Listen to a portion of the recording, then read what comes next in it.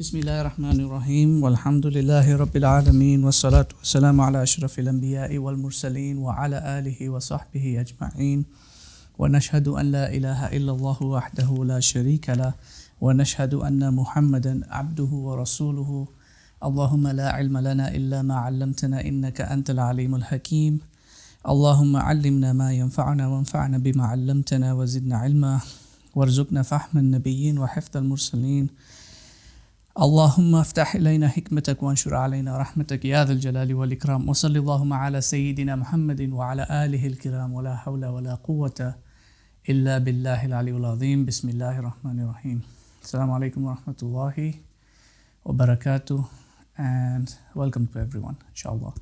So today what we're going to do is basically a continuum of what we did last week, and we talked about the balances and imbalances last week.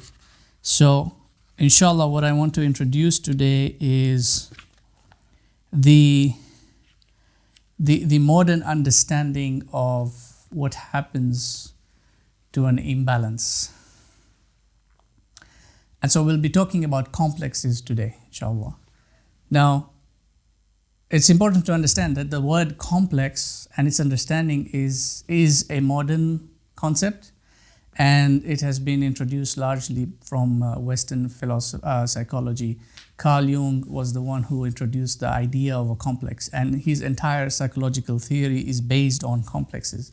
Now the variance comes in because it would seem as though the Muslim psychologists never really talked about complexes per se.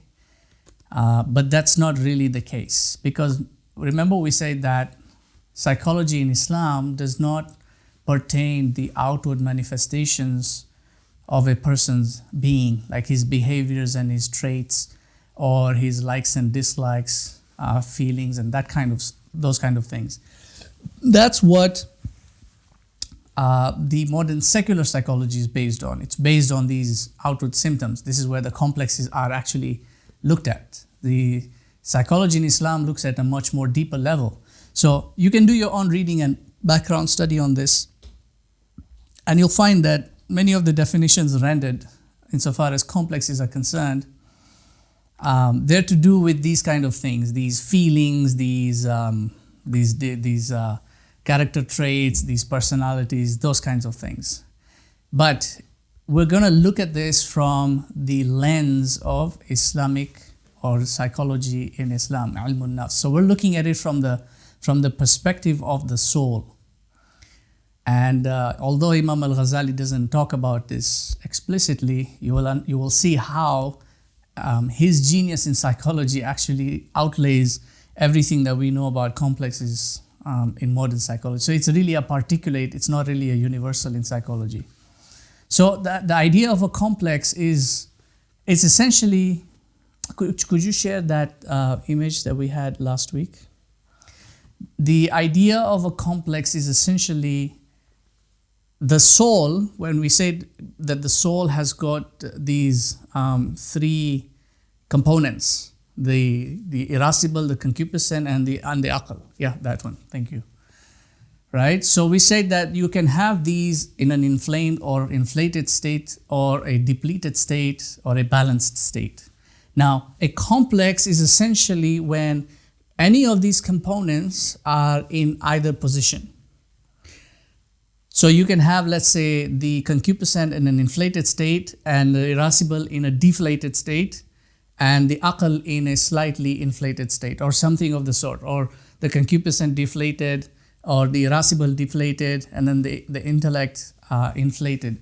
Whichever configuration this takes will manifest into a complex. That's what a complex is. A complex is basically the self or the soul has configured itself into a certain modus, and that can be an inferior or a superior status or a state. So modern psychology looks at each of these complexes. There are many different kinds, and regards each one in its own unique mode. Each one is its own thing. But from the Islamic lens, the complexes are basically, all of them put together will either fall in a superior state or an inferior state, what's known as a superiority complex or an inferiority complex. So they'll fall in either of these categories or a slight mergence of these two groups. And that's to do with this chart that I have here as a demonstration. It's either inflated, so the person feels superior, or it's depleted, so the person feels inferior. Now, a complex is not a disease. A complex is just a state, and it is symptomatic of a disease either already manifested or an impeding disease. It's a symptom of something that is going to be manifested eventually if that complex remains. So everyone, all human beings have a complex of sorts, and that complex is always changing. Because the believer's heart, the being's heart is always changing. And the soul or the self and its state is always changing, right? This world that we live in is not a static world. There's no stasis in this outward world. It's always dynamic. It's always in a state of change. And because it's in a state of change, and you're relative to this world. Remember we talked about relativity last week and how matter is relative to space. So you're a material being who is occupying space. So whenever that space or anything else in that space changes, then you will also change accordingly. So circumstances change, they will put you in a superior state or an inferior state, or you'll feel elevated, or you'll feel like expanded, or something else will happen and it will deplete you, it will put you in a downward state. And that's because the world outside is changing, circumstances are changing, and so your soul is also changing relative to that. So everyone goes through a complex of sort.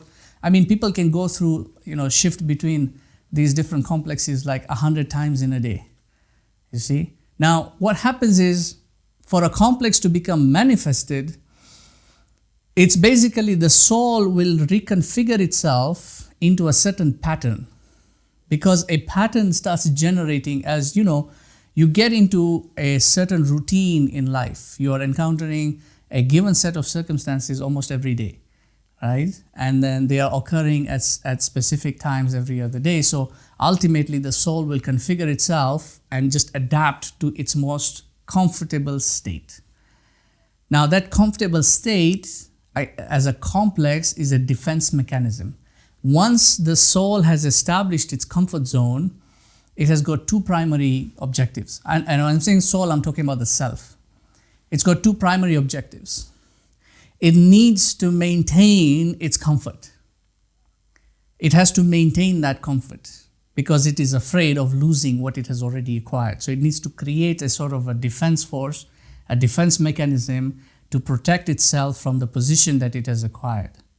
And the second thing it will do is, because it has been accustomed to those tastes of the things that give it that status, it will actively seek out more and more means to acquire the things that are satisfying the self and to also rationally justify their acquisitions. So let me give you an example. So somebody who is, for example, a celebrity. That person is a celebrity, a film star, for example. Let's say they're a nobody, and then they get their break into acting and whatnot. They get a big film and they get a lot of money, and now they start getting a taste of that lifestyle. In the initial stages, it's more or less an adaptation process. They're just adapting to that life until they find their comfort zone. Now, to maintain that comfort zone, they will create a defense first to protect what they already have acquired. So any form of criticism that is pinpointed to that individual's lifestyle, say, you're doing like this, it's not right, or you're doing like that, it's not right, is immediately going to be opposed by the self. They'll find something or the other to either deflect that or to hide from it or to change or to avoid it. They'll avoid the person who is even giving them that criticism. And then the second thing that the person will do is they will actively seek out any means to acquire what it is that they have been accustomed to acquire. So they'll always be looking for opportunities that will get them exactly what they have now or more if possible. You see? And then they will justify that. So what's going on in this scenario now? Now, I'd like you to, I'm just giving you these two, inferiority, superiority. I'm just giving you a template. What I want you to do is to do your own research now, to examine, to read up on complexes and look at all the other complexes that they've highlighted, and to look at them not as they see them, but to look at them from the lens now of Imam al-Ghazali. This template now is what you will look at through. You will be looking at it from the side of the soul, not from the side of the body, not from an external to internal viewpoint, but from an internal to an external viewpoint. So you will be examining now the shahwa, the ghadab, and the aql, and to see now this reconfiguration, how is it manifesting in a particular complex. So in the case of like a superiority, what largely is taking place is that the shahwa is what is driving the human being. Because the shahwa has acquired a taste for a particular status, whether it's power or its dominance or its authority or its whatever position or rank that the person might have gotten. You know, because recognition is one thing that the self really loves. And this is one of the, what's known as shirk saghir, a minor shirk, which is riya. You know, doing things for the purpose of recognition, not for the purpose of because they are right to do or because your Lord has ordained for you to do them. And that also falls under acts of ibadah. So people will do like they'll pray, and then, you know, somebody will come into the room, and then suddenly they'll improve their prayer to be, you know, more elaborate. Like the guy who was in the masjid and he was praying, and somebody else came in and you know, they made a comment and said, mashallah, look, you know, that brother, he's praying, he's always praying, he does his fard and his nafila, and he's always on time and everything. And so while the guy was praying, he stopped and told him, and don't forget to tell him about my fasting also.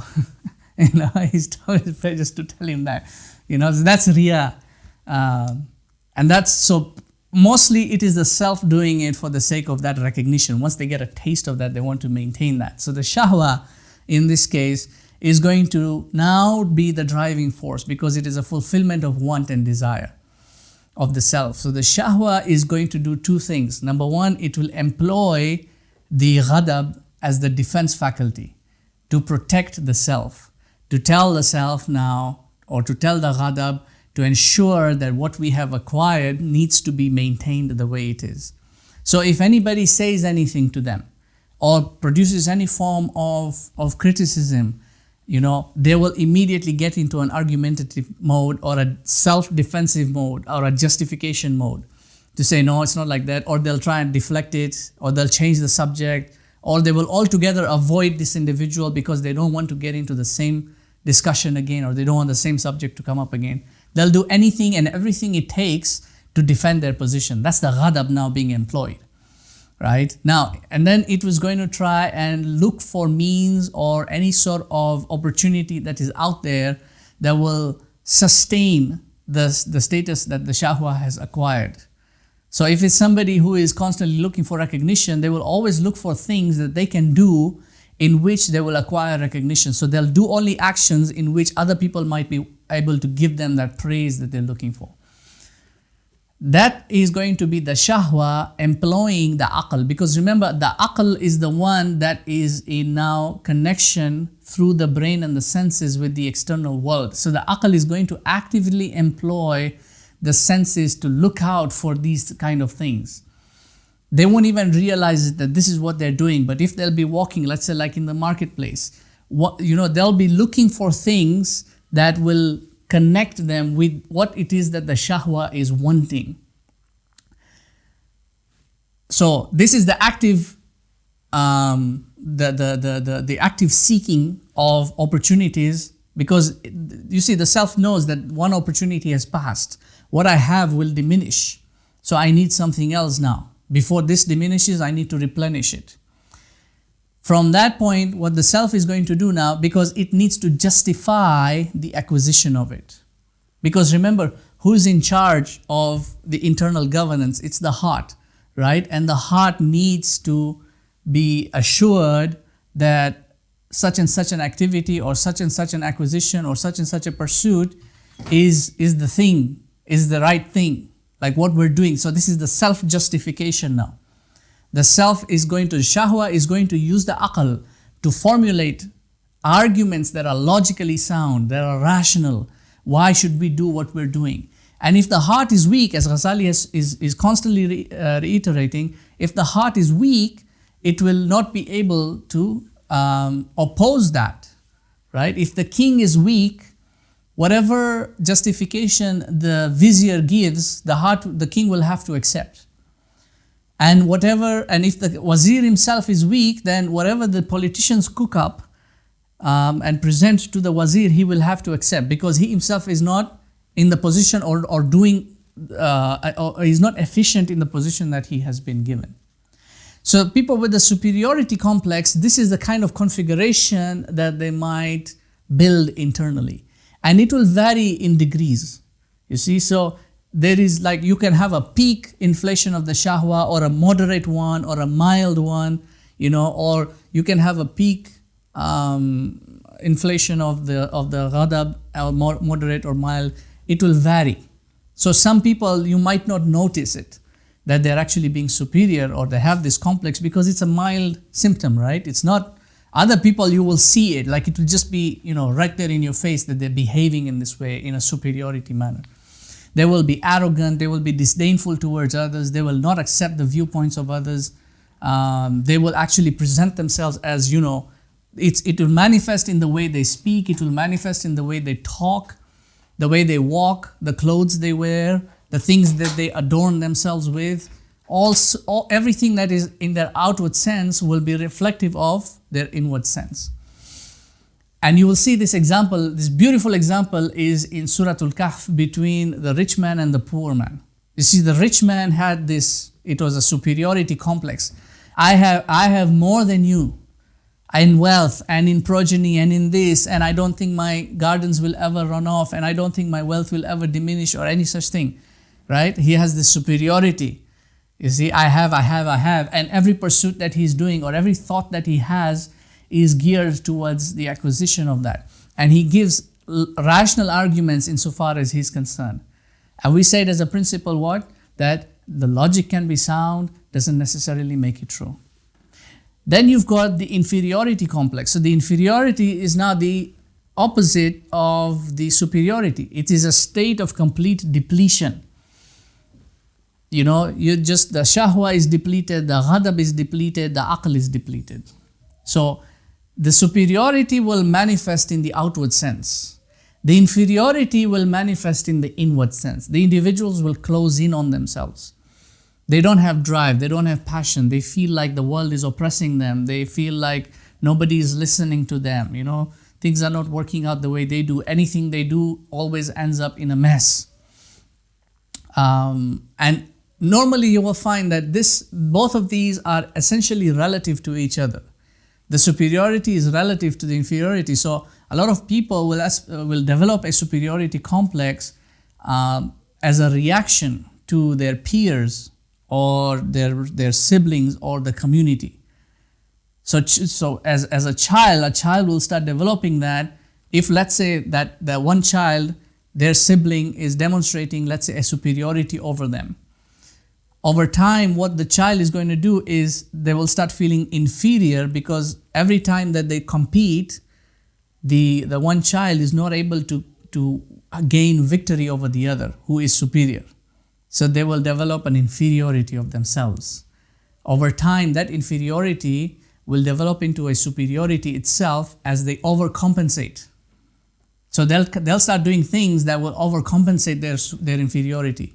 You know, they'll wear too much perfume, or they'll get like clothes that are extravagant, or they'll get something or the other that will try to uplift the soul, to boost the soul in its confidence. And it will reach a point whereby it will come close to the balance level. That overcompensation will come close to the balance level. So they'll come back, they'll feel good about themselves. The problem is, if they constantly get that, they constantly receive that recognition, or they constantly receive that victory that they're looking for, then it will overinflate from that point onwards. That's an overcompensation. So they'll try to compensate, then they'll overcompensate. So the inferiority ultimately can develop into a superiority itself. And that superiority now, it depends on how it is sustained. Because, like I said, everyone has this. All human beings have this. At one point or the other, you feel superior, you feel inferior. You meet someone else, and then, they are superior than you in ego, and you will feel inferior to them. And then you might compensate a little bit and feel good about yourself. You'll meet somebody else, and then you'll start dominating them. You see, so you'll be superior now to someone else, making them feel inferior. You'll always balance this out. Remember, time is that temporal. The balance sometimes is temporal. It's not just immediate. It might balance over time. Within siblings, this will occur mostly over the duration, like over a lifetime, it can happen. The siblings will often compete with each other, and then they will keep on doing this. So if you have more than 2 siblings, sometimes one will feel inferior to the other and then sort of disassociate from them, but then link up with the other one and become friendly with them. And then it will change the dynamics between them, while this one sort of comes back down, and then again they will become friends and they will become enemies on this side. So this sort of balancing out takes place as long as now the things, the factors, the external factors that are prompting the superiority or the inflation and deflation over time, those factors circumstantially subside. So you get like a moment of recognition. Let's say the parents give one child a moment of recognition. Let's say the one child, does well in school, or is is graduated or something. So the parents are happy for their child, and all the celebration is for them. The others will probably feel inferior to that, and they will react to that in one way or another. Over time, that will subside, because it's not like they'll give the recognition every single day, the parents. Over time, it will subside. And then the next child will get that attention, maybe more, maybe less. So they'll get their moment as well, right? Now, what happens if the factors that prompt the superiority or the inferiority, or you can stop sharing that, by the way, it's still on. Yeah. I'm not paying attention to that. So what happens is when the superiority or inferiority, it's not, what's causing it is not a temporal factor. It's not a temporal circumstance. If it is something that is fueled by external factors, then that superiority will it will become entrained in the soul. Meaning that the soul, the self, as it continues to reconfigure itself in different ways, ultimately it will find that comfort zone, and it will prefer to stay there. As long as the factors that are fueling it remain active. You see, these would be external factors. So in the case of that person who is a celebrity, the more and more recognition they get from external factors, the more and more superior they will feel about themselves.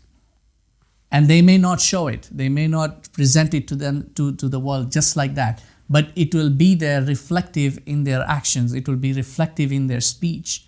It will be reflective in how they conduct themselves. Because, celebrities is a weak example. Even politicians would be a weak example, because they know they're always on the public, spotlight. So they'll not behave as such in a manner in which will compromise them. Remember, the soul will continually try to defend itself. So they're conscious that somebody is watching, and they'll always try to conceal that side of them. But they will definitely do that when the cameras are not around them. They will definitely, be prideful or be arrogant or be disdainful towards others when the cameras are not around. Anyway, we can talk about this for a long while. So let's go into the text, inshallah, and I'll walk you through this. And if there are any questions, just keep them in mind, inshallah. We'll continue to discuss. I'll answer any questions on that afterwards, inshallah. So the section here is Faslu, Hal as-sura tabi'atun lil ma'ani. Does the form, does the form follow the meaning? Now, what does that mean? The form and the meaning. In translation, it doesn't really hold its value, because the English is a bit deficient in there. Because ma'na, it has a meaning that's much more depthful. Because ana, which is from the root word ayn nun and then ya maksura there, it means to like to signify. So it's something that is significant. So the form is signifying something. The outward form, the shell, is significant of something else. And as an axiom, it's there even in logic, al-ma'ani qabla al-mabani, the meaning precedes the form, right? And that's how, if you look at the creation itself, that's how creation is. Every object in creation has the form that it takes on because of the function it has been made to fulfill. Like the chair takes on that form because of its function. Right? Even the organs internally, like your organs, the shape of the kidneys and the heart and the stomach and all these things, they take on the form based on the function that they were created to fulfill. So if you look now, Allah subhanahu wa ta'ala says in Surah Al-Baqarah, Inni ja'ilun fil ardi khalifa. See, he didn't say bashar, he didn't say insan, he didn't say banu Adam, because bashar, insan and banu Adam, these are all forms. But he gave the purpose of that form before the form was created. I'm going to place a khalifa in the earth. So the function or the purpose, what's known as the telos of a thing, precedes the form that it will take on. In other words, whatever form then manifests, it's due to what is internal of it. What meaning is being built internally is the form that will take externally. So psychology is such a thing that whatever manifests internally will also manifest on the external thing. And you can look at this in many, many examples. I'll give you one thing that you can look at. And you can search for this online. Look at photographs of people before they went to war and then after they came back from war. And you will see an amazing contrast between the two kinds of images. Before they went to war and when they came back from war.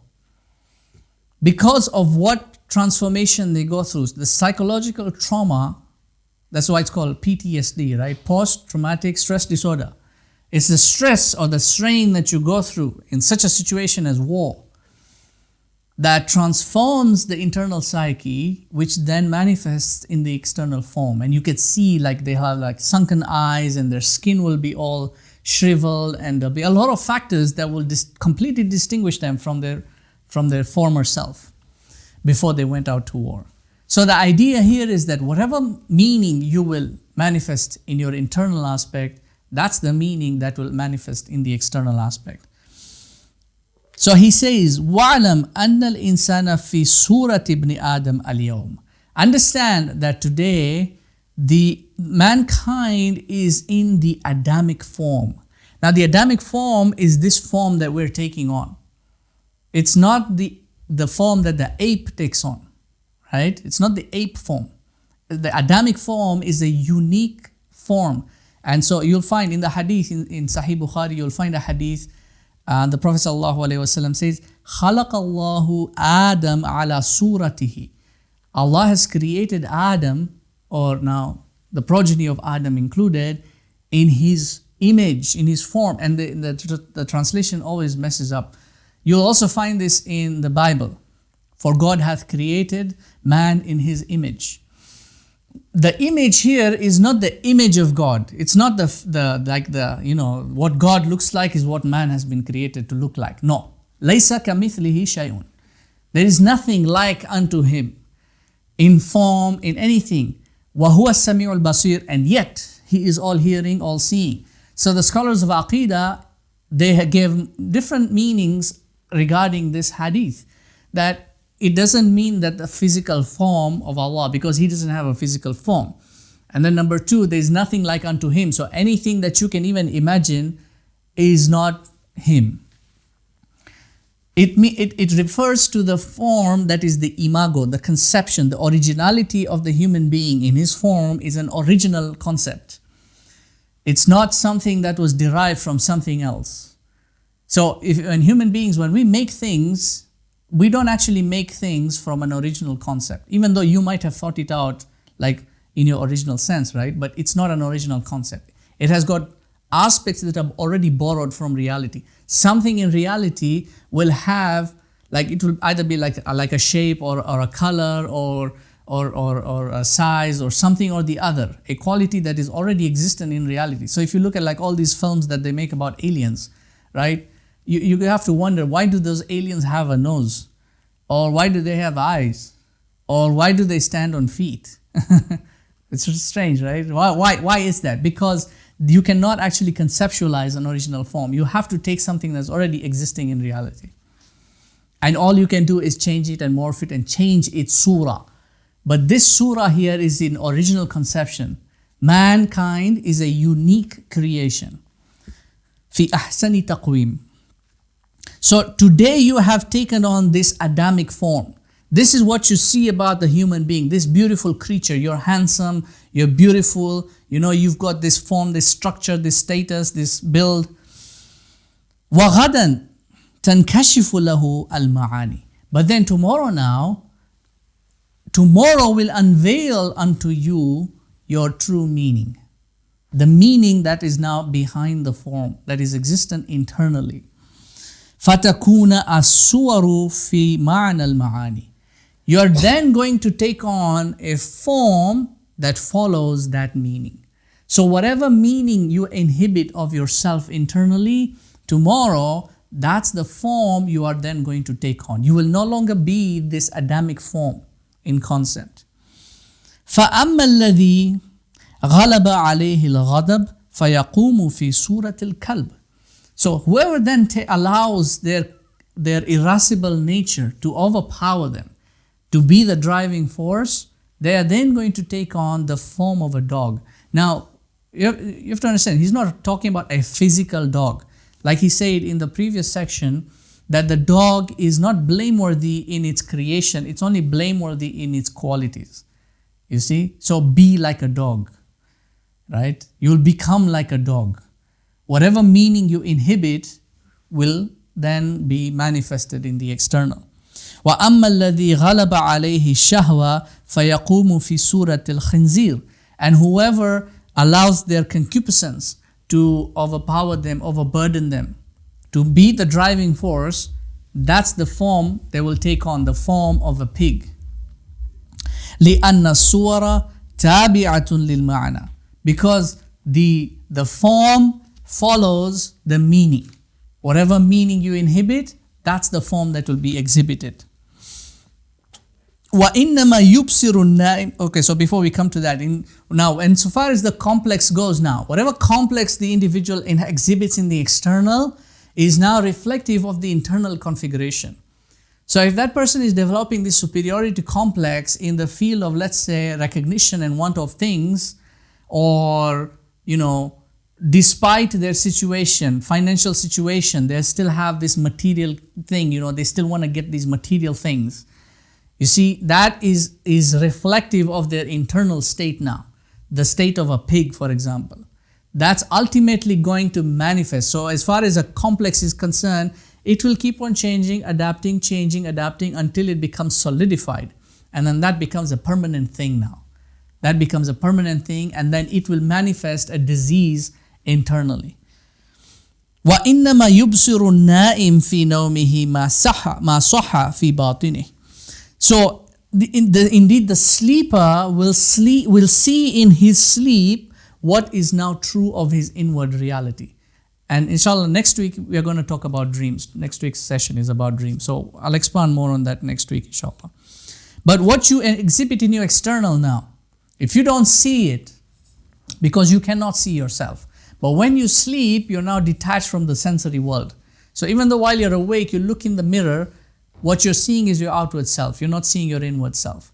But then you go to sleep, then your dreams will start giving you these indicatives. You will see in your dream what it is that you are actually inhibiting. Your shahwa will be more recognizable to you in your dream.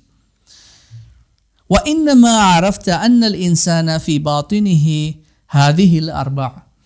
So you should understand then that the human being in his inward aspect is 4 of these, or has got 4 of these.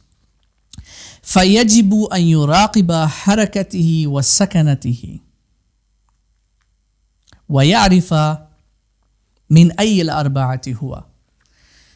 it is important. You have to be observant, vigilantly observant of your harakat and your sakanat. So this is your turbulence, your motions and your stillness. This is the nature of this reality. It is in motion or in stillness. So Ibn Sina says in his book on physics now, Al-Isharat wal-Tanbihat, he says that physicality is made of matter, form, and an agent intellect. So the matter is the material with which a thing is made, and then the form is the form that it takes on. So for example, this object here has got a form, right? This is its form, and its form is designed to fill in the purpose that it was designed to do. So a pen in this case is made for writing, and this is the form that it has been designed, because any other design, like if it was this big, you wouldn't be able to write with it, right? So that's the form. And then it's made of matter, it's made of material. So this one is made of plastic. Then you can have another one made of metal, another one made of wood, and so on. That's the material now. And then it has an agent intellect. Its agent intellect is not, we're not talking about aql in this case, we're talking about its defaulted program. What function it's supposed to fulfill. So its function, for example, is that it can absorb ink in one direction and then flow in one direction and then dispel ink in another direction. That's its agent intellect, that's its algorithm. So everything has that in various degrees. A stone, for example, will have its defaulted function. A pebble, the dust in the air, the wind, everything in creation has got a defaulted function or an agent intellect with which it functions. The human being is much more complex in that sense. So we've got a much more complex function insofar as our material aspect is concerned, like the internal functionalities of the bodies and the neurons and everything. And then he says, Ibn Sina says, then it has motion and stillness and time and space. So insofar as time and space means it's existent in a particular time and for a duration of time, and then it occupies space. This is what Ghazali talked about in the second section that we looked at, that everything that is part of alam al-shahada can occupy space, right? And then it has motion and stillness. It will either be moving, displacing space, or it will be still. And this will vary. It's relative. Matter is relative to space and space is relative to matter. So I can sit here and be absolutely still and my body is not moving.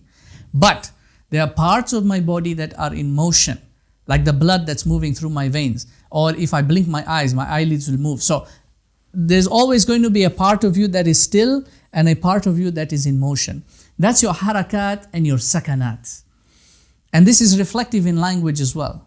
The Arabic language more so than any other language that I know. Because like we said, Arabic is number one, it's tawqifiyah, it's been chosen by Allah. And it directly reflects reality. It is right there with reality.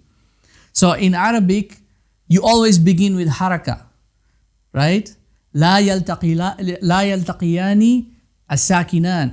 You don't start with a sukoon in Arabic. So if you look at Surah Al-Fatiha, you've got alif lam ha. That alif there is hamzatul wasl. You don't pronounce that. But when you're starting Surah Al-Fatiha, you have to pronounce that alif. It's alhamdulillah, right? If you look at the last word there, alameen, al-alameen, it's still the same alif lam and the same hamzatul wasl, but you won't pronounce that. So you'll say Rabbil Alameen. You'll just blend it in. But if you're starting a sentence, you have to start with a haraka. That's the turbulence now. And it always ends with sukoon. So even though there is a fatha on the noon there, you won't say Alhamdulillahi Rabbil Alameen. You will say Alhamdulillahi Rabbil Alameen, and you stop there. The same is reflective of life. Okay? When you're born, you start with turbulence. The baby, the infant will start crying and will start fighting and struggling. That's the turbulence. But when you die, you go in sukoon.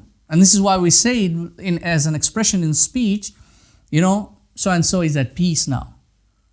Salaman salama, he's at peace now, right?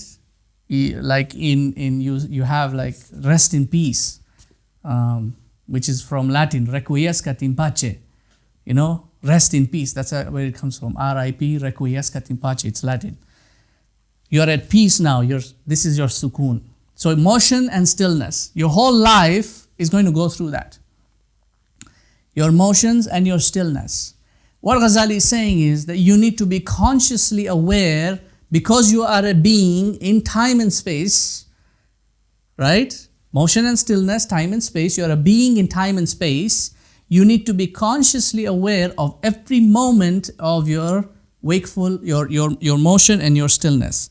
فَيَجِبُ أَن يُرَاقِبَ حَرَكَاتِهِ وَسَكَنَاتِهِ وَيَعْرِفَ مِنْ أَيِّ الْأَرْبَعَةِ هُوَ. You must vigilantly observe your motions and your stillness every moment of your life to determine which of these four you are inhibiting internally. The beast, the predator, the demon, or the angel, or otherwise the pig, the dog, the demon, or the angel, or the sage. Because you could be doing things that you're not aware of, and the constant repetition of those deeds, of those actions, are actually manifesting into a blameworthy quality, and you're not aware of it. And that's the whole point of it, is to be aware of yourself. It's to be consciously observant of yourself, to be mindful. Somebody had asked this question about being mindful. I think it was Zaytoon. She's not been in the class recently, I've seen. To be mindful, to be observant, to watch yourself. Don't just do things as though, you're just a passive, you're passively moving through this world. Previous session, I talked about people who go to the masjid and they're praying. You see, why do their knees keep hitting the ground? You hear this thundering sound when they go for sajda. Why do you hear that sound? A majority of people will be doing this. The whole mosque is shaking because of that. Because they're not mindful of their motion. Even on that minuscule scale, you have to be mindful of your motion. You have to be mindful of your stillness. People ask, how do I get khushu'? How do I get khushu'? That's how you get khushu'. That's how it's supposed to be done. You're supposed to be mindful of your motions. Because you could be standing there, and then you're doing this, and then you're doing this, and then you're doing something else there. You're reciting, that's fine, but you're not mindful of your motions. You're not mindful of your stillness. You could be leaning this way, leaning that way, your feet are doing something else. You're not going to get khushu' like that, no matter how hard you try. Even if you close your eyes and focus on the divine and do a mantra in your head, you will not get khushu'. Khushu' is being engaged with reality. You are alive. You are a conscious being. So be conscious. That's what he's telling you. Be aware of the things that you're doing. If you're going to take a plate or a spoon or something and you want to set it down on the table, be aware of it. That ta-ta-ta-ta, when you put it down and it starts making a lot of noise, or you're moving things around and they're just banging and knocking on each other. Anything that you do, be aware and be in control of your motions and your stillnesses. So that you can observe in that case, which one of these four are you manifesting? And then you can reflect back and you can now analyze and say, you see, it's my ghadab that is actually, this is my turbulence. I'm turbulating because my ghadab is agitated. You see, I'm arguing with the other person because my ghadab is the one who is doing the driving, is the one who is pushing me forward. You see, when you go into the marketplace and you start seeing perfumes and you start seeing this nice thing and that shiny thing over there and this designer thing over there, that's your shahwa now that is doing that. Be observant of yourself in that sense. Are you doing that? If you are, then it is time to look within. Your shahwa is not balanced. Your ghadab is not balanced. If you're constantly thinking about strategizing this one and politicking with that one, that's your aql that is thinking. It is highly active. You are manifesting a demonic quality. You find yourself constantly talking about other people in a negative light. You're backbiting. You can justify it however you want, and this is what people do. You see, the self will employ the intellect to justify it, to come up with a rational explanation or a justification for it. Come up with some fatwa or something to say, no, it's okay, Sheikh so-and-so said that if it is for a good reason, if it is to defend Islam, we have to defend the religion, so we have to do this and we have to call out the one who is doing kafir. You can justify it however you want, but the fact that you're doing it is reflective of your inner state. Just because you can doesn't mean you should. فإن صفاته تحصل في قلبه وتبقى معه إلى يوم القيامة. Because these qualities then, when they then manifest in the heart, this is how you're going to be brought on Yawm al-Qiyamah, as a dog or as a pig or as a demon. And he said that early, is that what you want? Is that what you want? Is that the state that you want to be brought out? The one who betrayed his Malik, his king, for the dog and the pig, to the fulfillment of their wants and desires. وَإِن بَقِيَ مِن جُمْلَةِ الْبَاقِيَاتِ الصَّالِحَاتِ شَيْءٌ فَهُوَ بَذْرُ السَّعَادَةِ. If anything thereafter then endures, when you evaluate yourself and you look within you and you find that there is still that part of you that is enduring, of righteous actions, those are the seeds of felicity. That's what you need to focus on and plant those seeds. Look deep within you and find the virtue. We'll talk about vice and virtue, I think. Or did we already talk about that?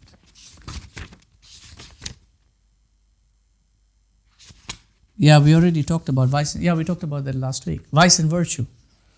Those qualities that manifest within you, the good qualities, those are the ones that will help you plant the seeds of felicity. وَإِن بَقِيَ مَعَهُ غَيْرُ ذَلِكَ فَهُوَ بَذْرُ الشَّقَاءِ. And if you find that there remains, there endures something that's other than that, other than righteousness, those are the seeds of damnation. وَابْنُ آدَمْ لَا يَنْفَكُ وَلَا يَنْفَصِلُ عَنْ حَرَكَتِهِ أَوْ سُكُونٍ. And the Son of Man is inseparable from these turbulences and these stillnesses. You are in this reality, that's the nature of this world. You will never find tranquility in this world, or absolute peace. You will never find that. Absolute certainty, you will never find that in this world. You are inseparable from motion or stillness. And so you need to be in harmony, you need to adapt to that. You need to be consciously aware of yourself. وَقَلْبُهُ مِثْلُ الزُّجَاجَةِ. Your heart, his heart is like a glass from Ayatun Nur, right? The glass. And that's what's the nature of glass? It's fragile. It's fragile. It can get stained. It can get filthy and dirty. It can crack. It can break. And this world is a world in which you are undergoing vicissitudes of time. There is constant upheaval. So your heart, if you're not careful, if you're not observant, if you're not consciously aware, your heart is going to suffer. It will break, it will crack, it will be besmirched. Then what happens? You do not have the clarity in which to cultivate a sound internal state. وَأَخْلَاقَ السُّوءِ كَالدُّخَانِ وَالظُّلْمَ. The vile characteristics are like dukhan, like smoke. Obscurity is what I've translated in this, like smoke. They cause this obscurity, or dhulma, which is darkness. Those are vile qualities. فَإِذَا وَصَلَ إِلَيْهِ ذَلِكَ أَظْلَمَ عَلَيْهِ طَرِيقَ السَّعَادَةِ. If that's what comes in now, that's what reaches you, then your path to felicity and contentment is going to be obscured. You won't be able to see. You see, you're wondering, why am I going through these things? Why am I having trouble with so and so? Why am I having these difficulties in life? Why is it that whatever I try to do doesn't work out? Well, because you're turbulating inside and you don't have the clarity to answer those questions. And until you answer those questions, you won't find the solution. So maybe there is something wrong with the methodology that you're using. You are adapting qualities that are blameworthy. Now, this does not only relate to Sharia. It's not just about haram and halal. You see, this is what the modern sickness now that has come up within Muslims is, it all has to be haram or halal.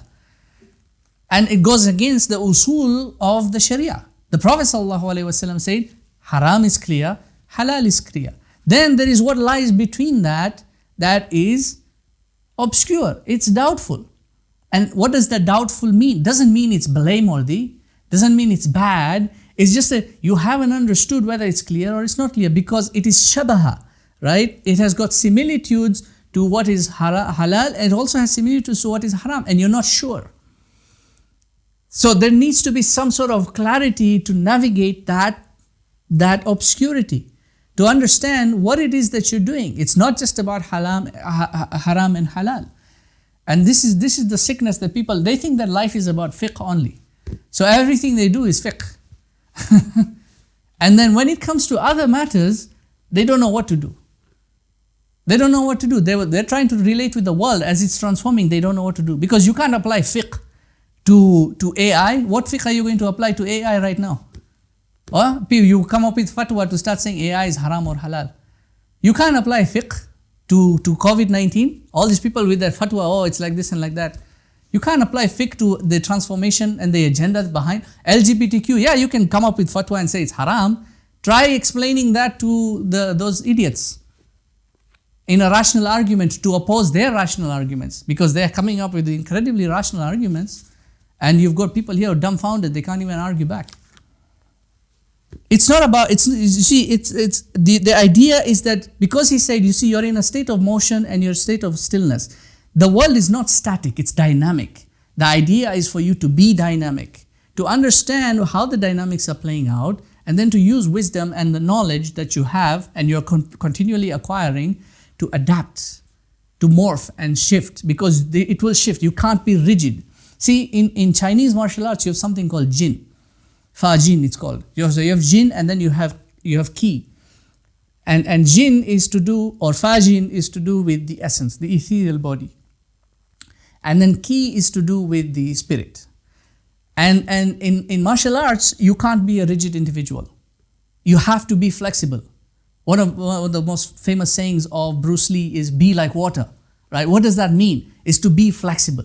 So in Chinese martial arts, if you don't have that flexibility internally, then you're said to have no jin. So you can master the moves, but you have to adapt, because you need to know when to fight, how to oppose, how to pull back, how to defend yourself.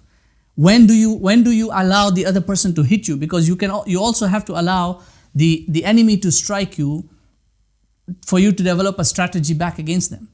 You see, how do you adapt to the circumstance that you are in? It's not just about throwing a punch.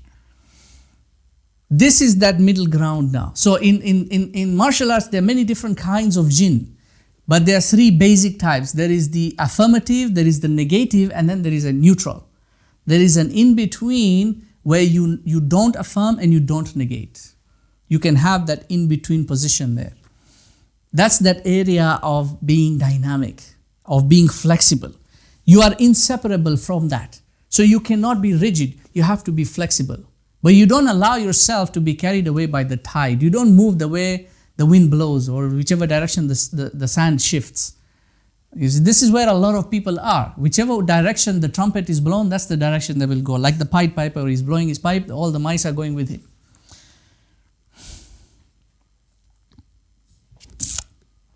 وَأَخْلَاقَ الْحَسَنِ كَالنُّورِ وَالضَّوْءِ. The virtuous characteristics are like light and clarity. فإذا وصل إلى القلب طهره من ظلم المعاصي. If this reaches the heart, then it will purify him from the oppression, من ظلم المعاصي, from the oppression of sin. Because what does sin do? Sin is you missed the mark.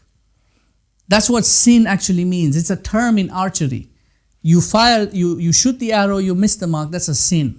So Allah subhanahu wa ta'ala has sent down an ordainment, and that ordainment is not just the Sharia, which is to be followed within rites and rituals. It is an ordainment that extends to all aspects of life.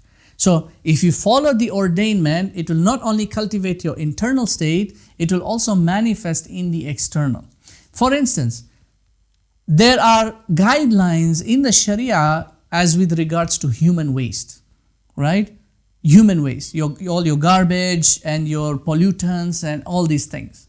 There are guidelines that give you a boundary in which you can operate. Now, what happens when you separate the ordinance of God from the affairs of man? Or in other words, you secularize. What happens when you do that? You take the ordinance away with you, right? So how do they justify industrialization, for example? Because the product of all this waste, you see now they're having problems, climate change and global whatever warming. Where is this coming from? It's from them only. You see, that's the disease now, fueled by the complex that they generated, which is the industrial complex, which was driven by what? It was driven by a hive mind that was guided by shahwa. We want that comfort, we want it like this, we want that. So now they do all this. They build the industrial complex. And then what do? They have a defense force now, they have a military. Because once they run out, they have to acquire from someone else. So and so country, they have got oil. We need oil so that we can keep our industrial machine running. So employ the defense force and go and attack them. This is the shahwa guiding them. And then you have their aqal. You see the collective hive mind that rationally justifies it. They'll come up with all these different kinds of arguments.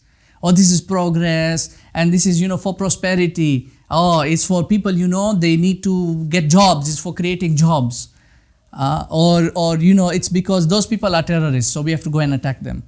You see? Or so-and-so regime. You see? They'll now manipulate. This is where the shaitani attributes come in now. They'll start manipulating it. Or so-and-so, that's a regime. Like what they did to Gaddafi, for example. Right? It was the Libyan government when everything was good with the Americans. Then Gaddafi decided, because he was their puppet. That's undeniable. It's bad, it's wrong what happened to him. And there are things that he did that were good in life. And we don't negate that, but he was essentially their puppet when they brought him in. Right? This was the Libyan people. Iblis wala Idris. They didn't want Idris, they wanted Iblis. They got an Iblis called Gaddafi. But what did he want to do then, later on in life? He wanted to separate from the American dollar and create a unified African monetary system. So obviously they didn't like that, because it does what? It reduces the amount of acquisition they can get to satisfy their shahwa. So they start getting rid of him. So it went from being a Libyan government to a Libyan regime now, Gaddafi regime. It's the same thing that they're doing to Erdogan right now. Yeah, he's got his plus points and his minus points, arguably. There are things that he does that are agreeable. There are things that he does that are not agreeable. It's politics. That's the dynamics of politics. It's never going to be absolute and 100%. You don't expect Imam Mahdi there. But what is it that is affecting them? Why are they jumping up and down with these recent elections? Why are they doing all these things, that all these propaganda going on? Because it's going to take away from what their acquisitions are. They have got what they justify in the political language as vested interests. They have a vested interest in these affairs. You see, they know that if Turkey moves out and shifts in the direction that the current government wants it to shift, they're going to lose big time.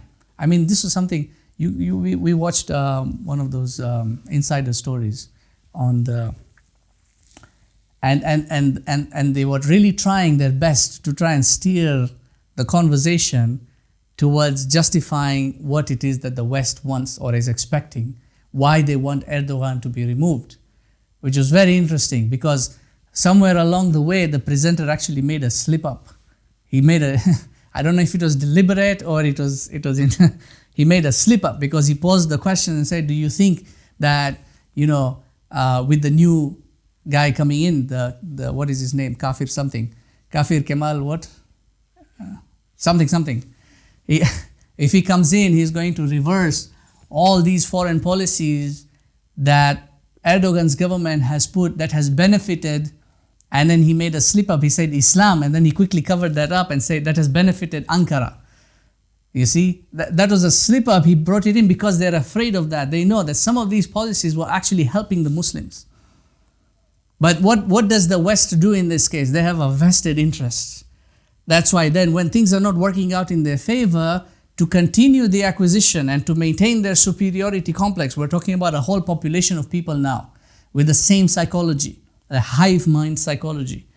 To maintain their superiority, they will employ the military, the defense force. The ghadab is going to be sent out, right? Then their own politicians now, the shahwa, they will start holding all these different amendments and referendums and these things to justify it. Then they will get their head of state now, their prime ministers, to start calling the shots now, to justify it at the United Nations, the Security Council, when they're having their big conferences and summits, to justify what it is that they're doing. They'll come up with all these sloganeerings then, because those are part of their strategy and propaganda. One of the fallacies used is to undermine the opposition, to lower their, to degrade them. Or so and so, you see the Erdogan regime, or see Saddam regime, or see Fulan regime, because it changes. Once you see their language changing, you know now, okay, the dynamics are going to shift. I'm going off on a track, I'm sorry. So the sinful deeds, whatever sin, because Allah's ordinance then applies in this case to say, if you follow the ordinance, then you're doing a righteous action. That righteous action is going to have a ripple effect, not just insofar as you are concerned and your recording is concerned, but have a ripple effect now going outwards and up until into the environment now. Because the Muslims would never do something like the Industrial Revolution. And the same is reflected in the Christians. This is the reason why the Christian world was heavily opposed to science in the 14th, 15th centuries. Why? Because even in the Christian world, they had a recognition of boundary. Science was to be acquired for the sake of learning. That's what ilm is. But then the scientists wanted to use it for other means, to remove the ordinance that Allah has set, the natural law, that acquisition of knowledge is towards the knowing of God Almighty. It's not towards the knowing of how to make an iPhone, or how to make this, or how to make that. When they removed that to justify, because what led to the Industrial Revolution is the scientific revolution. You see? And that's why God's ordinance will oppose that, because that's not what knowledge is meant to do. The same case applies to the Muslims. They would never go into the Industrial Revolution. Who went into that? It's the secularists. Those who are of the secular mindset wanted to apply that.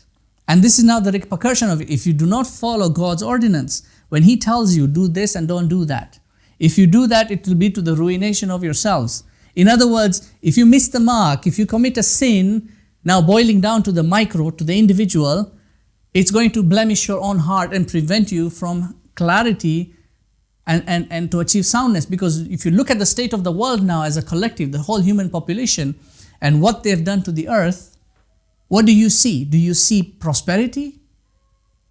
Because if you say that you see prosperity, you need to go and have your eyes checked. There's no prosperity. You're only seeing all the negative repercussions of what they have done. It's all turbulence. It is all noise. It's all fitna. If it is not war, it's something else. It's poverty and famine. Or it's drought somewhere else. Or it's climate change here. Or it's temperatures going there. Or it's wildfires over there. All these are due to the carbon footprint of mankind. It's the things that we have done. Why? Because we disassociated ourselves. I'm not talking about Muslims alone. I'm talking about humankind collectively. We disassociated ourselves from the ordinance that God Almighty had given us, thinking that, oh, it is to His pleasure. It's not to His pleasure. It's to your benefit. It is to your benefit. But you missed it. You missed the mark. كما قال رسول الله صلى الله عليه وسلم وأتبع السيئة الحسنة تمحوها. Follow a wrong deed with a righteous action. It will erase it. It will remove the blemish on the heart. When you do this reflection on yourself and you observe, because while you're in the moment, you can't really, unless you can change it in the moment, then you change it in the moment if you did something wrong. But you reflect back on yourself and say, I shouldn't have done this, I shouldn't have done that, then you try to rectify it. And then in your process of rectification, kazujaja, which is the heart, is like a glass, you're now cleaning the glass, you're polishing the glass, you're removing the blemish, so that light can now penetrate it and you can now see with more clarity.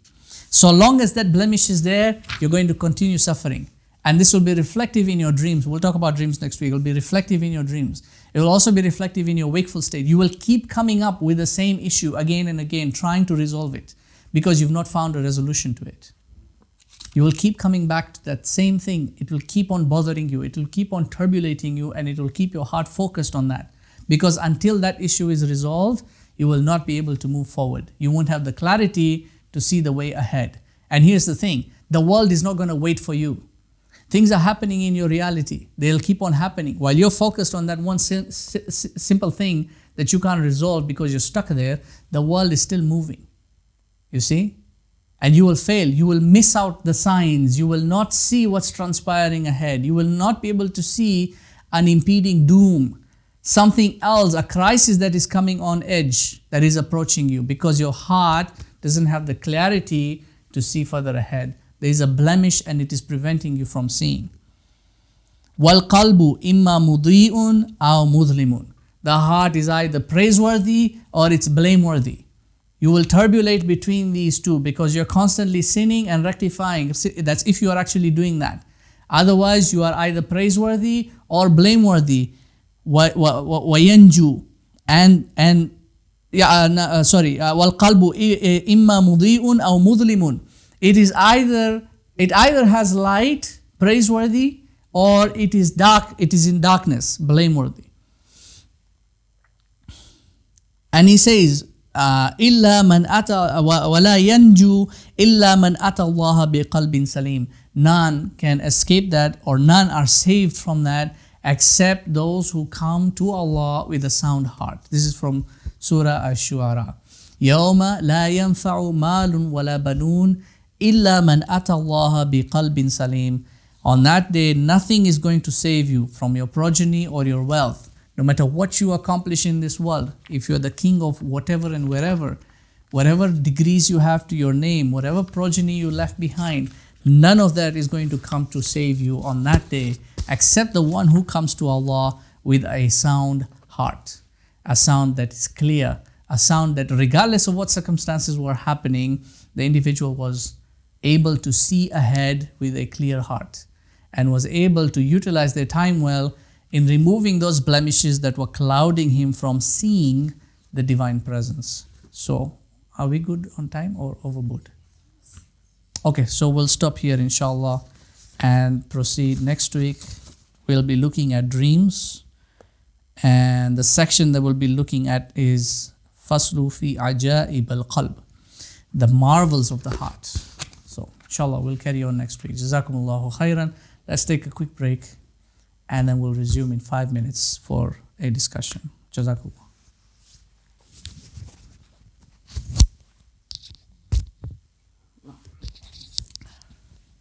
Bismillahir Rahmanir Rahim. Alhamdulillahi Rabbil Alameen. Wassalatu wassalamu ala ashrafil anbiya'i wal mursaleen. Bismillah. Now, let's go.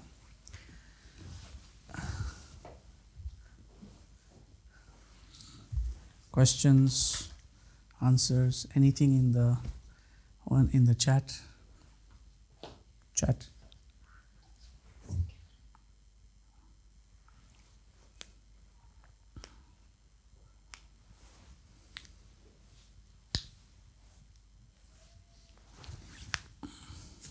Mm-hmm.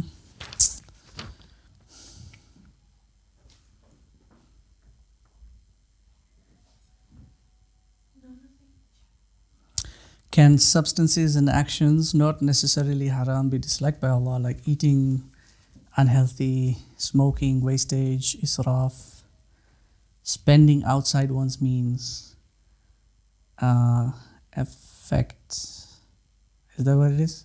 Affect the soul. Yes, definitely. Like we say that it's not just about haram and halal. So you have to remember the sound epistemology includes Islam, Iman and Ihsan, right? So many of these things will then fall under the side of Ihsan. So maybe insofar as the Sharia is concerned, the fiqh is concerned, you might be able to say, okay, so rice is halal, it's not haram, and then chicken is halal, it's not haram. But what about the quantity that you're taking? Or how do you regulate that? Or how do you, because if you overconsume that, yes, it will definitely affect your soul. Because what's gonna get entrained in that sense. It's the shahwa. And then your body will suffer from that as well with obesity or something else that will manifest as a disease. Then essentially it becomes haram in that sense. It becomes haram on you. Because here's the thing, people don't understand what haram actually means. Haram does not mean that the object is haram. Haram means that it is prohibited to come inside you, because your body is a haram. It's the same word. A haram is a sanctuary, right? So you look at why is Mecca and Medina called haramain? Because these are sanctuaries. And it's prohibited to bring in external entities into that will cause any sort of, spiritual upheaval or so vileness and things like that. Why is it prohibited to fight in those months that are prohibited to fight in, to do jihad in? Because they are sanctified. It's prohibited to bring something internal. So that's the haram. In the Muslim empire, you had things like the haram. In a person's home, for example, the bedroom was considered to be a haram. You're not allowed, if you go to someone's house, you're not allowed to go into that inner room, because that's a haram. It's a sanctuary for the people of that home, right? So the same concept here applies. It's not the thing itself is not haram. It's you're bringing it into you, then it becomes haram. And then the scholars will look at that from various perspectives. So something like smoking, for example, was considered, like smoking of cigarettes is not something that was there at the time of the early scholars and the Sahaba, right? It's something that came up much more later. So the early scholars considered it haram because they looked at, okay, there is a sense of intoxication in the initial stages of smoking. And then even though the person ultimately becomes accustomed to it, but there is still a state of intoxication. And then the ripple effects of that, the harm that it does on the individual, becomes a thing of haram. Now, one thing about smoking, I'll say this, because smoking has a negative energy around it. It does. It has a negative energy around it. The smoke, the tar, all those things. If you come near somebody who's a smoker, and you're not a smoker, and if you are spiritually sensitive, which many people are, they will not want to be around that person. Like I don't like being around somebody who smokes. I just feel like there is a sort of a barrier between us, because that's the damage that it's doing is not just on the physical body, it's also a damage being done on the soul. And the same case applies to many other things as well. Any state of intoxication, however you justify it, doesn't really matter. Now they've got weed and they're legalizing weed, and then you've got Muslims saying, it's because I have so much stress, or, it's such a stressful world, or there is medicinal properties, or there's all these Muslims doing that. Why? They want to justify, because the shahwa, it's a desire to want that, to be in a state of intoxication. That's a shahwa thing. So they'll justify, they'll employ the aql to bring up all these justifications from everywhere.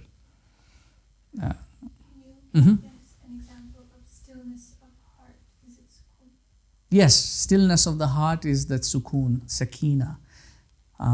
You'll find recitation of the Quran will give you sakina. There was a man who was reciting Surah Al-Kahf, and there was a cloud that came over him. And the Prophet ﷺ said that is sakina. So that's where you get the hadith that says that reciting Surah Al-Kahf will give you sakina. And as a protection against the Dajjal, which is what does that mean? It doesn't mean that if you write Surah Al-Kahf on a piece of paper, hang it outside your door, Dajjal will not be able to come inside your home. That's not what it means.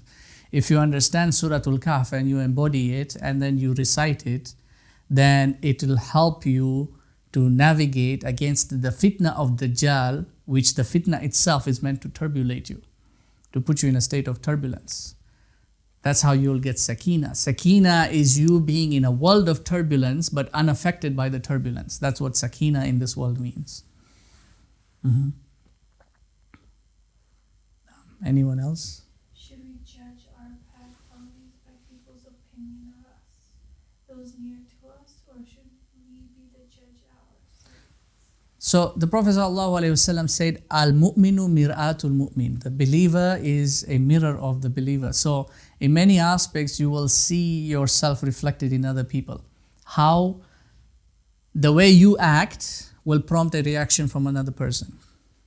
So if you behave in a certain way, the opposite person will automatically react to that, and they will develop a certain persona towards you. That's a way you will judge based on, because the mirror doesn't tell you how you look. It's you looking in the mirror, you will see a reflection of yourself. That's one aspect. The second aspect is, who is it that's giving you advice, and is that advice sincere? Because your father can tell you something and he will say it, I'm giving you sincere advice, right? So what he tells you about you, you've not seen yourself, because it's a very truly remarkable thing Allah subhanahu wa ta'ala has done for the human being. Like, we can't see ourselves. Every human being existent has never actually seen their own face. They've only seen a reflection of it, or an image captured by a photograph or something. You've never seen your own face. And your wajh, your face, is a sign of your existence. You can't see yourself. And this is one of the things we use in speech. Do you hear yourself? You know, when someone speaks vulgar, do you hear yourself? Can you see yourself? Do you see what you're doing? Right? It's seeing the self now in this case. So you can't see yourself many a times, especially if you have developed a complex that is self-defensive. You need to break that. The way you come to rectification of the self is to break the self, in order to allow for now a channel in which that criticism coming in, some of it will be hurtful, some of it will be beneficial. You know, you need to be able to filter that out and take what is the beneficial and then rectify yourself. So other people can tell you about yourself things that may not be accurate, entirely accurate, but there are facts in what they will tell you that will be reflective of your true self internally. But then ultimately now, it boils down to your internal state. You have to be able to evaluate yourself. The one thing that as an axiom, you cannot change the behavior of other people. You can only change your own behavior. Likewise, other people can only change their own behaviors. So even if someone is giving you advice, or you're giving someone else advice, they can't change you. You have to change yourself. In other words, you have to reflect on yourself and then evaluate yourself. Are you really embodying the Khalifa that Allah created you to be? Are you really following in? Do you find yourself in a prophetic profile? Do you find yourself in the profile of Abu Bakr? Do you find yourself in the profile of Umar or Uthman or Ali, or any of the wives of the Prophet ﷺ, or any of the men and women of that generation? Do you find yourself in any of those profiles? That's what you have to evaluate yourself. That's the final piece now, because the information will come from external, but then it has to be realized internally. Can you speak about reacting under pressure? For example, if you have some level of consistency maintaining sabr and forgiveness of others in life situations, but Yawm al-Qiyamah is a day of intense pressure that we can't imagine fully, and what if that forgiveness you were able to make in moments of calm or some degree of pressure maybe wasn't true forgiveness but complete, because then in moments of intense pressure you aren't able to exercise. Reacting under any pressure that's what it is. It's a reaction. It's not thought out, it's a reaction. Now that reaction can be good or bad. It all depends on how you've cultivated yourself in terms of your intuitive knowledge. So again, we go back to the principle of psychology is to do with an epistemological crisis, whether or not the aql is really in charge of your lower self. And then insofar as execution, the aql needs to execute a command, to do something, an amal, there has to be ilm that precedes it. And then in between the two is hikmah. So ilm leads to amal, but in between is hikmah. And the more ilm you have and the more you execute it with hikmah, you will have fruitful amal. Now ilm comes in two forms. There is the first form, which is tuition. Somebody is teaching you, you're acquiring from the external environment. Then there is the other form, which is now internal or intuitive. It becomes ingrained in you. It becomes a part of you, right? So you could react in a situation whereby what's being executed is an intuitive reaction. And then it will result in the right thing.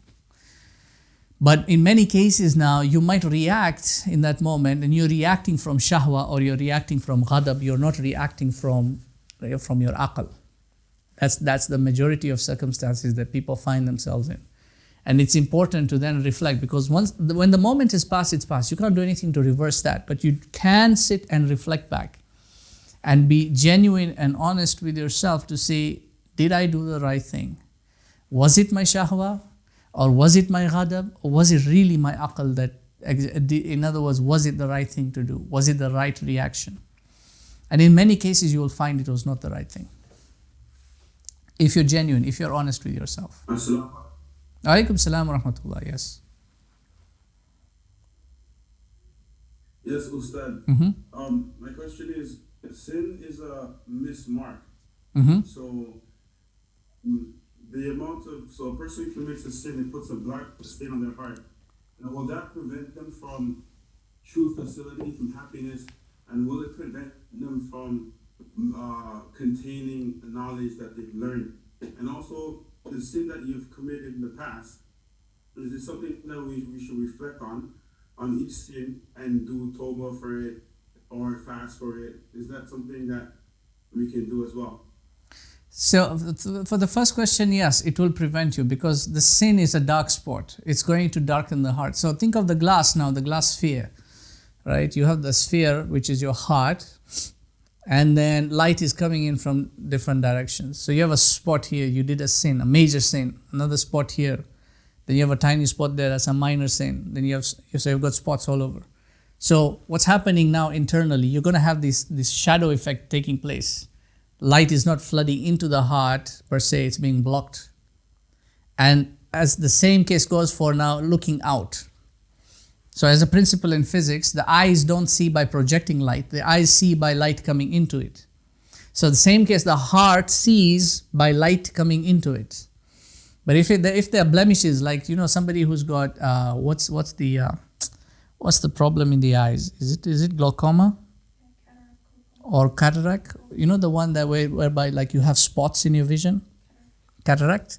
So you have spots on your eyes, and so you're not able to see clearly. They're like missing pieces in your vision.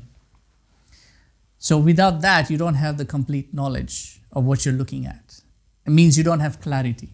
You're in a doubtful state. So although you've got something in front of you, you're not sure, should I take it or not take it? Because you're not able to see the entirety of it. You're not able to see it with full clarity and understanding on whether or not to do it and whether or not it's the right thing to do or not. So yes, ultimately it is going to lead you to, it's going to be like an obstacle against your pursuit of happiness. You want to seek out contentment. You're looking at a certain opportunity, for example, but you don't know, is it or is it not? Is it because it's risky? Maybe there are obstacles. Will it actually fulfill that purpose? Will it actually give you happiness? You're unsure. That unsurety, that's doubt now. And that's because the heart is not able to see clearly. It's not able to see clearly the objective aspect of it. You can analyze the subjective aspects of it, but you can't see the objective reality of it, and so you unable to make a decision. It could be the thing that's going to give you some contentment, but then you are unable to pursue it because you don't know. And now the second question is more fiqh related, and there are many different opinions based on that. So that could take a long discussion. But basically, there are some sins that require open tawbah, particularly the major sins. You do a major sin, then that requires open tawbah. You have to repent, and then you have to try and find a way to rectify that. If you stole from somebody, find a way to recompense them in order to offset the sin itself. There are other sins that will, over time, by changing your behavior, because you're unable to remember everything. You can't sit here and think now 10 years ago, what sin did I commit on this particular day so I can rectify them? You won't remember that, right? So doing, this is the hadith that the Prophet ﷺ say, do righteousness because it will overwrite the sin. So there are many sins that you've committed that you don't really know of, but then just by doing righteous actions, Allah subhanahu wa ta'ala will wipe off those sins. And you know, you're making your dua, you're making your tawbah, Allahumma ghfir lana dhunubana, forgive us our sins, right? You're asking for tawbah and He will forgive you if you're sincere. Okay, can you elaborate a bit more on the image or the original form that we are, that Allah subhanahu wa ta'ala has, said that, or where it says that we are the shape of Allah subhanahu wa ta'ala, more or less to the effect. So it's okay, it's not the shape, it's the image, and the translation here is the problem. This is where people end up making a lot of mistakes. So think about it this way. When you want to, if you're an artist, or you want to draw something, or you want to make something, what's the process that you will undergo in terms of making it? First of all, you're going to develop an intent to make something. And then from that intent, there's going to be a process of thought in which the formulation of thought, the form is now going to be built inside your mind. You're going to think out the process, you're going to think out what sort of design is going to take on, what sort of functionality is going to take on. You will do your planning and everything. Up until the point whereby you're now ready to execute the thing that you want to build. Now, when you start building it, the form that was on your mind will not be the same as the form that you now put on paper. It will be different. It will not be the same thing. So there's still a transformation that original intent is taking on. And then when you start building the thing from paper planning now to the actual execution, it's still going to undergo a different transformation, right? So the final form itself will also not be the same as what was on the paper, will not be the same as what was the original formation of the thought. That's how the human being thinks.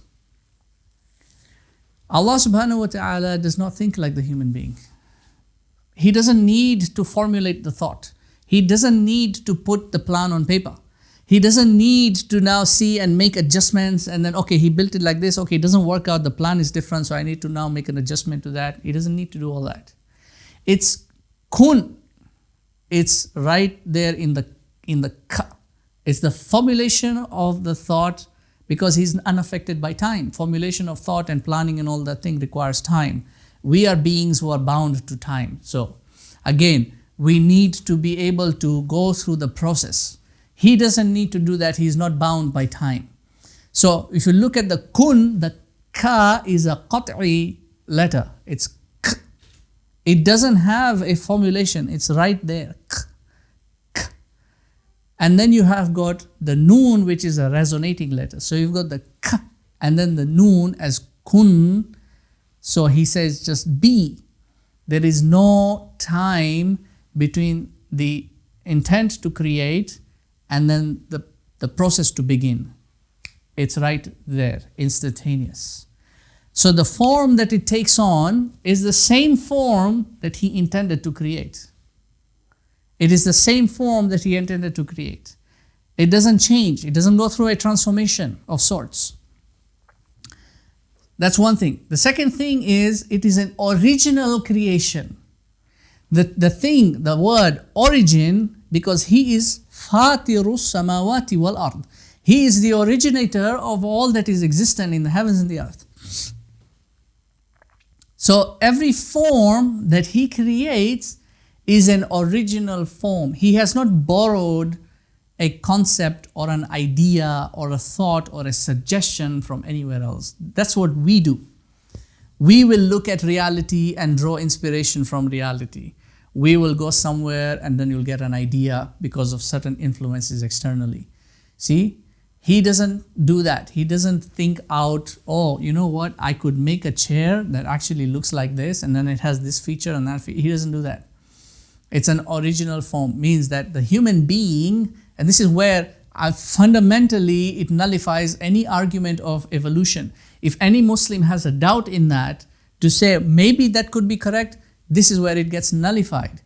Because the concept of evolution relies on a final form having undergone a transformation through various other forms to suggest that the human being is not an original creation. But here in this hadith, in this one plain hadith, you expand on the understanding of that and you see it's not, it's an original creation. How it is, that's a different matter. We can debate all that, the howness of it, which even that he has given you an explanation in the Quran. From a droplet into this, into this, into that, into that. But the form itself is an original creation, which means that his image means it is his image. You see, like when I say it's my idea, it's my thought, it's my image that I'm projecting. It doesn't mean it's this image. It's what I have projected out. It's what I have thought out. It's what I've intended. That's what it means, his image. It doesn't mean his physical image. Like, because also Allah has hands, that's why the human being has hands. Allah has a face, that's why, no, it's not like that. This is now where the Aqidah issues come up with, especially from the arguments that the Salafi produce about, that are very closely related, unfortunately, to anthropomorphism. You see, because it says in the Quran, لَيْسَ كَمِثْلِهِ شَيْءٌ وَهُوَ السَّمِيعُ الْبَصِيرُ. That wow there, it's not just atf, it is also conditional. And yet, it's not just and he can hear and see. No, it's and yet he can hear and see. So there is nothing like unto him in similitude, yet he is all hearing and all seeing. So even though the human being can hear and see, doesn't mean there is a similitude to Allah. So some of the scholars will look at this hadith, you'll see the commentary, they will say it is an attribution to. It is an attribution to. His image means that because Allah can see and hear, and because he can make things, and because he can create, we have been given some attributes that have got a trace of those divine attributes. So if Allah is truthful, all truthful, man can be truthful. If Allah is Ar-Rahman, man can also show mercy. You see, so we have got some sort of similitude in that sense of attribution, not in terms of physical form. It's much more complex because it goes into ilm al-kalam then. That's a much more sophisticated argument. But I hope that explains that piece. The form of Adam is an original conception. There is nothing that is similar to mankind. And by the way, the form doesn't include only the biological form. It also includes the ethereal form and the spiritual form. So no other animal can speak. Even though monkeys, they can argue and say 99% DNA similarity in terms of the biology, yes, but the mankind is not just biological. There is a spiritual side. You cannot find similitude there because it's an original creation.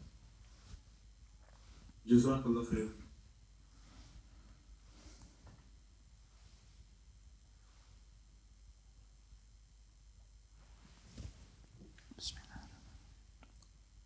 Sometimes it is easier to forgive some people and harder to forgive others. Also for some, I have to revisit my forgiveness and reinforce it. Does that mean that I'm harboring resentment? At the end of the day, I'm very consciously trying to forgive everybody because I desire Allah's forgiveness. But I wonder why for some people I forgive them once and never have to think about it again, and others I have to think quite hard. Again, it depends on the relationship. Some people you forgive and you let go of them. Others you might forgive and you kept having to wonder whether or not it actually worked or didn't work. Because you're in contact with the person who you're having friction with. Yeah, that's right. That's what it means. Like, it depends on the relationship of the individual. So maybe you met somebody once or you haven't met them in a while, you had a conflict, you forgive them, it's fine. Time will give you a temporal balance. Time heals all wounds, right? So time will give a temporal balance. A distance in time will allow for time to, but then you are with somebody whom you're constantly meeting, like every day. It's kind of difficult to let go. That's Allah subhanahu wa ta'ala's test on you, because see, some of these conflicts are very common in marital relationships between husband and wife. Because you're there, you're looking at each other's face every day. It's difficult. It takes time to heal. It requires for one to be the bigger person in order to let the moment pass. It's a conflict, it's recognizable, passes. The holding of resentment, if one person holds the resentment, the other person will react according to that. Remember, the other person will react to whatever persona you demonstrate. And the closest, Husband and wife relationship is such that psychologically you read each other and understand each other better than any other relationship. This is why it is a divine bond. You are being put together litaskunu, for you to find sukoon between the two of you. And He has granted you'll find the ayah in Surah Rum. Look at that ayah, it's very beautiful. And He has given you rahmah and mawadda. He's given you kindness, and then He's given you transcendental love. It's not just about an external attractiveness, it's about internal as well. So it's a test on the relationship as well. If you're still holding that resentment and you don't allow it to subside or let it pass or let it go, then your love was never love to begin with. It was just a physical attraction. And as that physical attraction is wearing out, you have nothing else to hold on as a bond. You see, and that's probably why, even though you forgive the circumstantial mistake, you have not actually forgiven the individual themselves.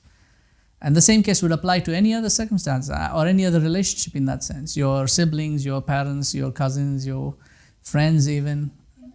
Yeah, in-laws. I mean, in-laws are a huge thing because there's a huge, there's another dynamic that needs to be adjusted to, especially in the early stages of marriage.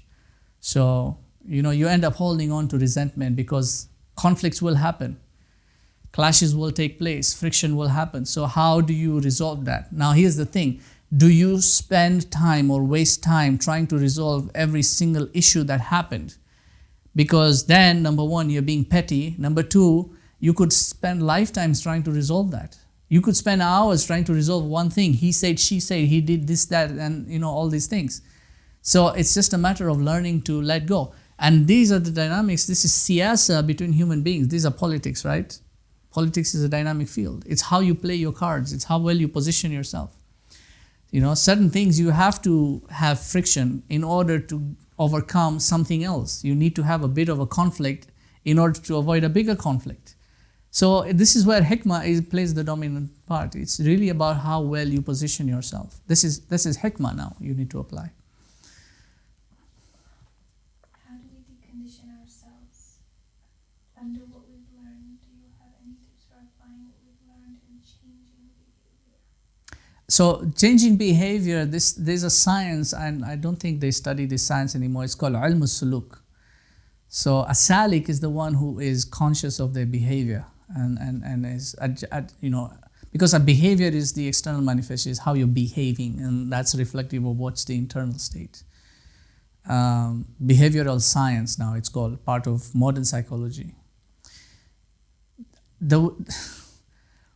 Because there are things that you will undergo in terms of a conditioning as far as your background might be concerned. Certain values you might be taught as you're growing up as a child, and you have been shown that this is actually a virtuous action. This is how we deal with others. This is how we deal with each other, right? So, I mean, like in India, you've got the caste system. So from a very early age, many of those who grow up in a higher caste will be taught to look down on those who are in the lower caste. In East Africa, it's a problem of race. Many of the people who are born in Indian communities, even in South Africa, it's like that. They will have this thing, like they've been instilled in them from a young age to look down on those who are of a different race. And that's there. I mean, that's just a racial thing. But the thing is now, when you grow up, it's about learning what is true. This is where the epistemology plays a dominant role. What is it that the Quran is saying? What is it that the Hadith is saying? Is this the way the Prophet lived? Is this the way the Sahaba lived? Is this the way the early scholars? I mean, do they endorse the things that we're doing culturally? I mean, this is where the learning and the de-learning takes place. Every individual needs to because you've got people who are just they are taqlidi in this case. They just follow what a certain tradition says, and it's been set into them to say, okay, this is how things are done. You'll have groups of people and communities, they'll follow one particular scholar, quote unquote. Mufti so and so, that's their guy. Everything that Mufti says, that's what we do. Someone else, Maulana so and so, this is what Maulana says, this is what we do. You don't actually question that because you don't think it's worth. You don't actually make the effort to try and see, is that actually what the fiqh says? Is that actually what the Sharia says? Is that what the scholarly views are? Is that really what akhlaq entails? And we just follow. This is blind followership. So it's ignorance on the part of the individual who doesn't want to learn, who doesn't want to acquire knowledge. Because without that, then you can't expect to have clarity. And you can't expect to recognize, number one, whether or not you need to unlearn what it is that you've been taught to follow, and then relearn something else that is of true benefit.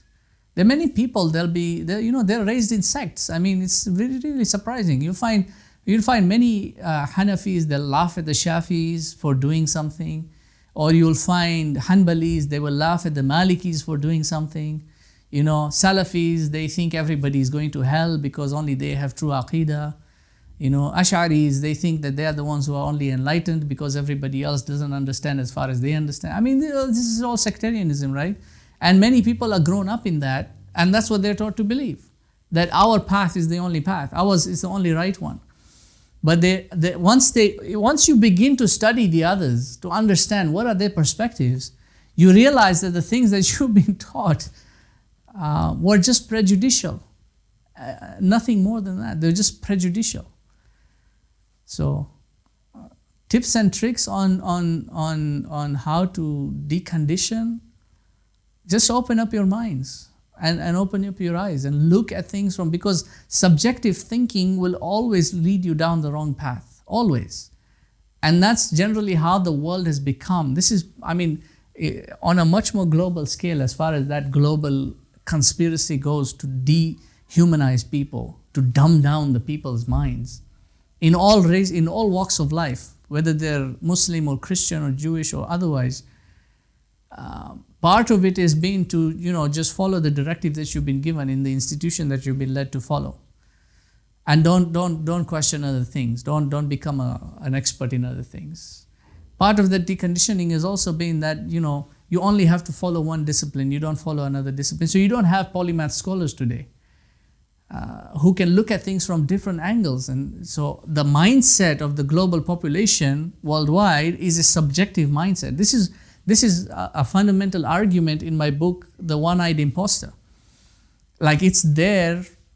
People have actually criticized me, like, what is that have to do with the Dajjal? Because the book is supposed to be about the one-eyed imposter.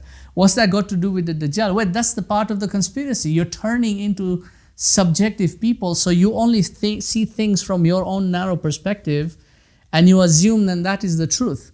Until you open and expand your perspectives into a broader horizon, you won't know what is right and wrong. You won't know the thing that you're doing is wrong. You'll think that it's right because it's been justified somehow. You need to see things from multiple perspectives, and that requires you to come out of your comfort zone, your particle perception. You see, you're in a particle perception, and you can only see through one outlet until you come out of that and see the world in a different sense. Like Plato's allegory of the cave. You need to come out of the cave. That's the only way that you will be able to unlearn what you've been shown in the cave, to now see reality as it's really supposed to be seen. I'm talking on a universal scale, like the big move. As far as the smaller move is concerned, I can't really give you minute tips and tricks, other than to tell you to just to follow the prophetic example and to follow the scholarly examples. Don't just read the books that the scholars wrote. Try and understand the scholars themselves. Who were they? What did they do? How did they reach where they reached? Like Imam al-Ghazali, for example, don't just read the Ihya. Understand who he was, what he went through, what transformation he underwent, in order to understand, you're in this journey of life yourself. How did so-and-so take their journey of life to reach the maqam that they reached? Those who criticize Ibn Taymiyyah, for example, by reading his books, and to say, oh, he was anthropomorphist and he was this and that and the other. Don't just look at that. Look at his life and the things that he did and what transformation he went through. And the same case applies even to contemporary scholars It's not just about looking at their YouTube videos and seeing, oh, so and so is doing this and he's now, oh, okay, so now he's kafir. So and so then made a kafir, whatever, refutation video of him, and so said like this on Twitter. We're hung up on these semantics and this subjective field.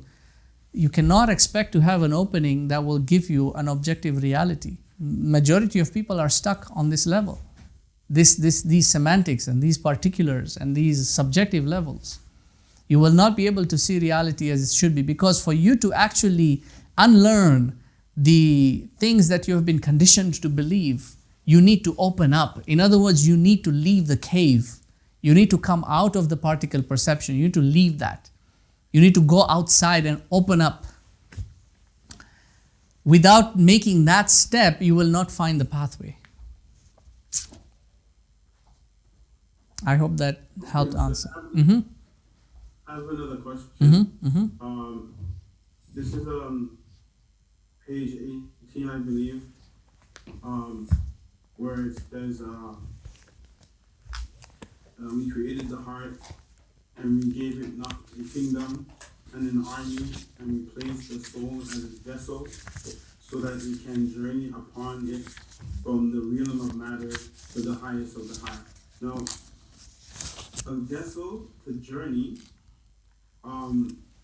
does that mean like we could be here in this world, in this dunya, and meditate and sort of reach Allah subhanahu wa ta'ala by meditation? Is that what it means, or no? No, that's not what it means. That's now something else. That's where you get into the pseudo aspect of things like spirituality, meditation and astral projection, those kind of things. What he means is the journey of life. He's talking about the journey of life. You've been sent here. Your journey began when you were born, and your journey will end when you die. That's your destination. So the vessel and the body that you've been given has been given to you to facilitate your journey through this life.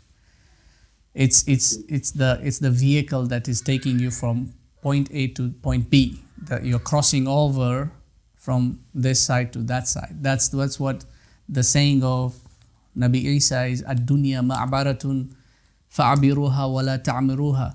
The world is, this dunya is a bridge. You need to cross the bridge, don't build on the bridge. So you're on a journey now. You have to cross over to the other side.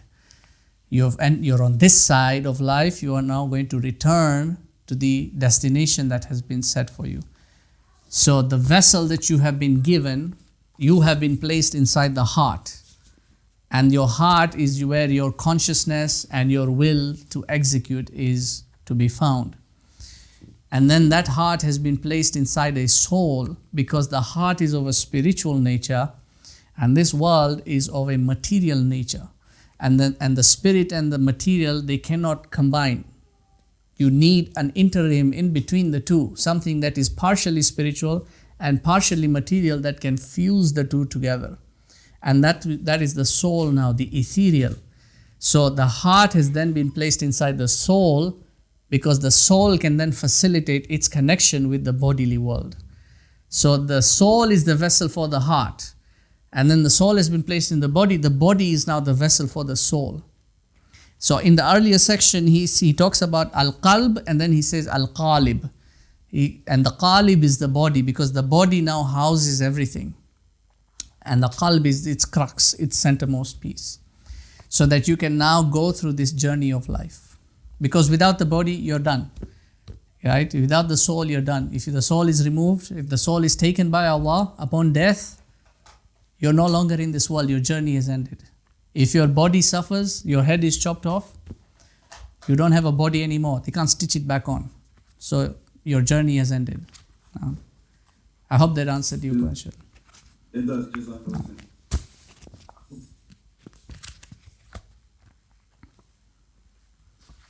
Sorry, you had another question?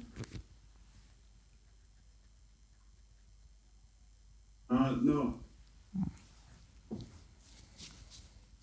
Okay, is there anyone else? Any other question? I'm surprised nobody's asking about complexes and such. We have different maps because we all have different levels of ghadab, shahwa, and aql, which are both acquired and innate and which change constantly. If true, then our behaviors are also different. If we are not in a state of rahla, it is possible to navigate the states of the nafs until we catch the state of tranquility. For someone who is in the state of rahla, bearing in mind that he or she is not aware of his or her state, what direction should he or she take? First of all, what do you mean by rahla? I'm not sure what rahla means. Do you mean ghafla or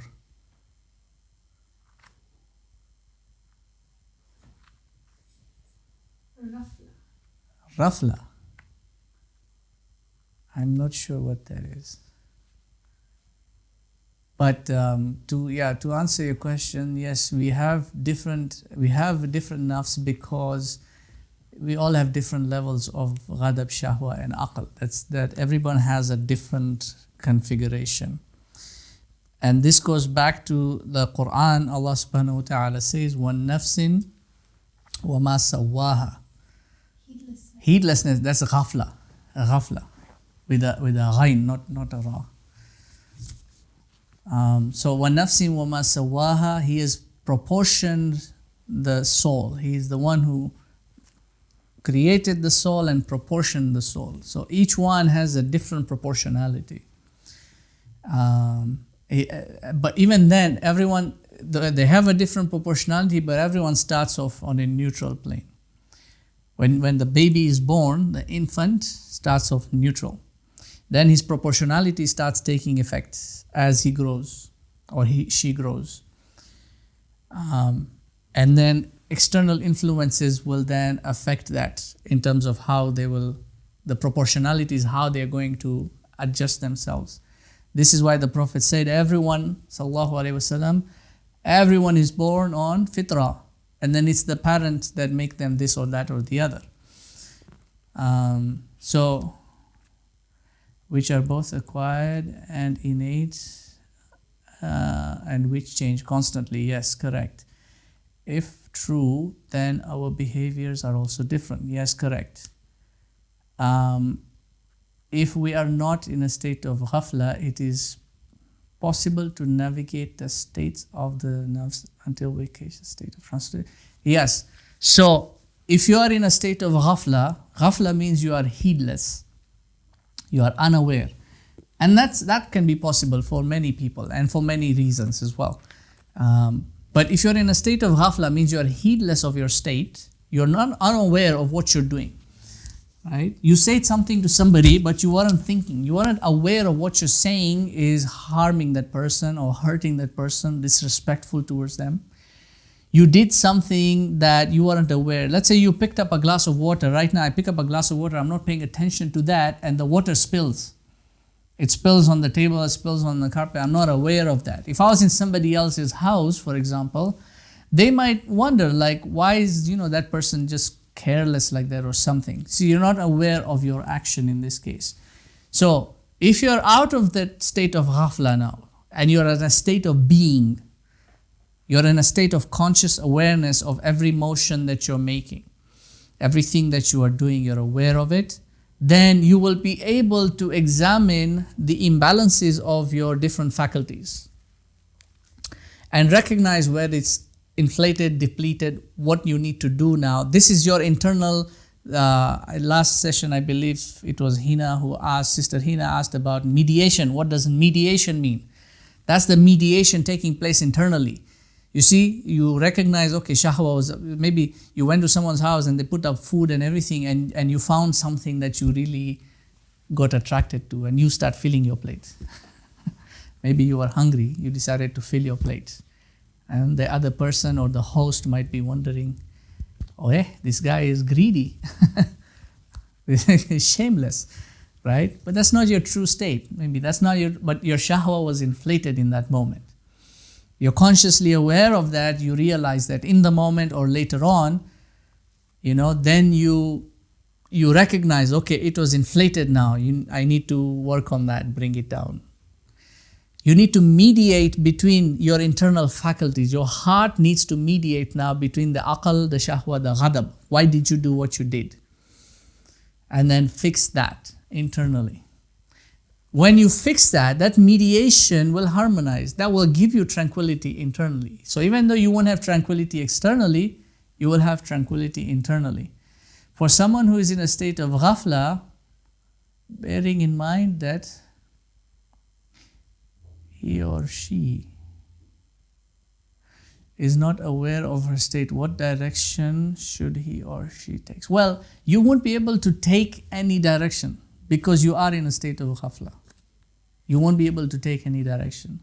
This is why Allah subhanahu wa ta'ala asks directly in the Quran, فَأَيْنَ تَذْهَبُونَ? Where are you going? Here is the clear message. Where are you going? You are heedless. لَائِكَ كَالْأَنْعَامِ بَلْ هُمْ أَضَلُّ. أُولَٰئِكَ هُمُ الْغَافِلُونَ. They are completely heedless. Because here is the direction, but you're not seeing it. You're not recognizing it. You're not realizing it. You see, the idea is to be in a state of realization. And that takes a long time for many people who have been in a state of ghafla for too long. But he will talk about this later on, and he will talk about divine inspiration coming to every human being. Nobody is disassociated from that. So Allah subhanahu wa ta'ala will still send a prompt, will still send a reminder, whether directly in the heart or through other factors. Something or the other in your environment will give you an indicative that you're on the wrong path. We'll talk about that later, inshallah. He'll come to that section. Yes, Sarif, your hand is up. Could you bring up that diagram for 1 second, the one that you shared earlier? You can share it. Okay. So, my question is, you talked about complexes, right? So these were obviously described in quite some detail by psychiatrists like Carl Jung and Sigmund Freud and these types of people, right? So, for example, they talked about things like maybe persecution complexes or God complexes or inferiority or superiority complexes. Are you saying then that those complexes are essentially one or more functions of a inflamed or deflated element of one of these components on the screen? Yes. So one or more, ideally it would be all of those components, but inflated or deflated in different degrees, in different aspects. The diagram is static, it's not dynamic, it doesn't give you the whole picture, but like your depletion could be, let's say, it might result in lethargy, but it might result in something else that is also showing a sign of depletion. Your inflammation, for example, of your ghadab, for example, could be, it wouldn't just be defiance, it could be something else that is manifested that could result in you having, let's say, a God complex, like you're feeling like you're the boss, you can do anything, right?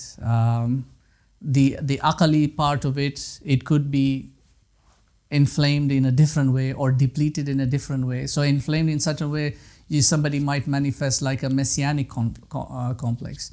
The complexes in this case will either be a configuration of an inflamed self or a depleted self. Now it could be, for example, that your aql is really inflamed, but your shahwa and ghadab are completely depleted. And so even though your aql is inflamed, the depletion of these other two is actually putting you in a completely depleted state. It's what the resultant of the equation is. Ghadab times shahwa times aql is equal to something. So even though ghadab, let's say aql has got 2 points, but then ghadab has got -4 and shahwa has -3. So -4 with -3, that's 12 multiplication. And then times 2, even though it is you've got times 2 of the aql, the result will still be negative. I hope that makes sense. Yes, sir. Oh, okay. And how does this relate to the idea that So going back to like what people like Carl Jung said in their analysis, they said this essentially forms like what they call the personal unconscious of an individual. Yeah, so Jung proposed, because Jung's psychology was based on what he's called the unconscious, the individual unconscious, and then the sort of like the global unconscious. And so he related it to be something that forms in terms of your unconscious, you're not aware of it, right? So he was accurate in that sense, because you're actually not aware of this. Because if you're aware of it, like if you're aware that your internal state, you're desiring too much, or you're getting argumentative too much, then you would actually make a motion to try and rectify that. But because you're not aware, that unawareness, the heedlessness, as Roshan put it, it will keep on doing its thing until it becomes entrained in that. So if somebody is, for example, they love perfumes, right? And they love it at an early age. Now, that perfume love could have been due to something else that influenced that. Maybe they, whatever it is, something may have initiated that likeness of it. So they will acquire perfume, and then they will acquire, and then they will acquire. Then now they go as children, they develop into their teenage years, where first of all, in the teenage state, we'll talk about this later in Imam al-Haddad's, when we go through that. In your teenage state, it's all over the place. Because your body is going through a transformation, your soul is also trying to adapt to that. So your shahwa, ghadab, they're up and down, right? But those likenesses that you manifest now in that stage, because in the teenage state, your ego is really the most inflated. Whatever you manifest in that, so something like perfume, likeness of perfume is going to be more associated with your image or the portrayal of your externality. Now that becomes entrained in you.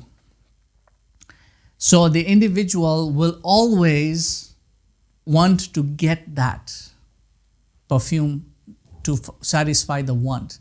But that acquisition is just a symptom. It is a manifested symptom. So the one who's diagnosing this doesn't examine that as the disease. Oh, you're taking too much perfume. That's not it. That's just a symptom of it. What is ultimately manifesting is in the internal state, where the shahwa has now set itself in a certain position relative to the aql. So whatever the shahwa wants, it will use the aql to justify and to acquire it. And if it doesn't get, it will use the ghadab to sort of, exert or be aggressive towards acquiring it. Over time, this will now develop into a complex, whether it's inferior or it's or superior or sorry?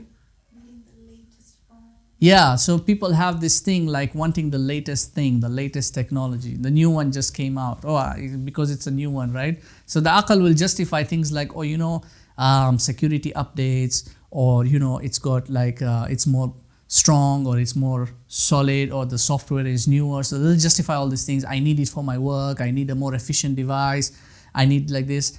They will try to change the wants into needs. That's the aql doing it. But who's the driving force? The shahwa is driving it. And then they will go out and acquire. So the new, latest, next thing, whatever it is to the fulfillment of the self. There's something I wanted to say on that. So, for example, in speaking about complexes, you've got something like a Napoleon complex. So a Napoleon complex, in my view, will fall under an inferiority complex.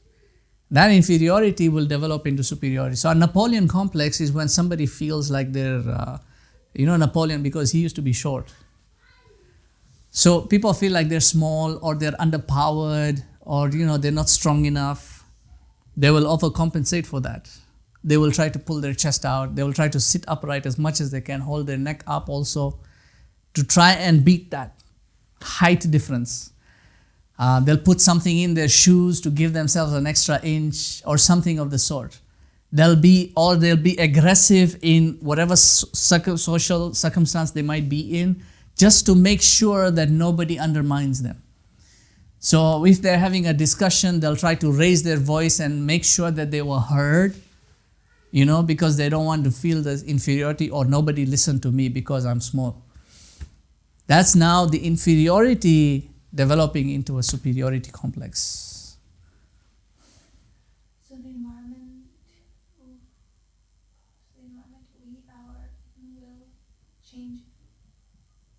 we are in will change our complex? Yes, the environment you're in will change your complex. This is what I said earlier, is that everyone has a complex. Even I have a complex. Everyone has a complex of sorts. Everyone has a disorder of sorts. Everyone has a compulsion of sorts. You see, it all depends on this adjustment that takes place. So you're in an environment that will change your complex. It will. It definitely will. Like, for example, if you're a student in, let's say, King Fahd University, all right? You're a student in King Fahd University and you're doing, top, and you're the best. If you're constantly going to be given praise, you're going to get arrogant with your knowledge, definitely. And many of the products that come from there, you will see the arrogance in them. However, if you studied with the scholars in Mauritania, same knowledge, the same kind of whatever, you're not going to come out with a superiority complex. Why? Because the environment is different. The environment in this case changes. Many of the scholars, especially those who studied with Sufi teachers, one of the things that the Sufi teachers used to do to the students when they sort of graduated was to humiliate them. Like, they would have to wear rags and go out and beg for their food. And that was supposed to break the self. It was supposed to break the soul, right? Because the environment in that case, somebody comes out and start feeling themselves, oh, I'm now a Sufi sheikh, right? I'm the spiritual one. Everyone else is ignorant. I've been enlightened. That's counterproductive to you being a Sufi. You see? Because the environment is what's kept you going. You've received praise. You've received recognition. A lot of people who are in that environment whereby they receive constant praise and recognition, that praise and recognition will continue to feed their complex. And that's the dangerous thing. So you could be in, let's say, in your environment, as far as, let's say, your peers and siblings are concerned, there's this dynamic taking place between the others. But then you are the one individual who is always under the spotlight. You're always receiving your awards, you're receiving recognition here, you're receiving this there, and that will constantly feed your complex.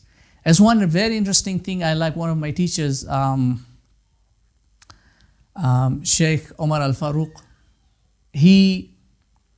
whenever he's introduced, when he goes for a talk or a lecture or something, whenever he's introduced, if you observe very carefully when the camera is on him, he will constantly say, Astaghfirullah, Astaghfirullah. Like, he won't say it. It wouldn't be audible in the audio, but you will see his lips moving, Astaghfirullah.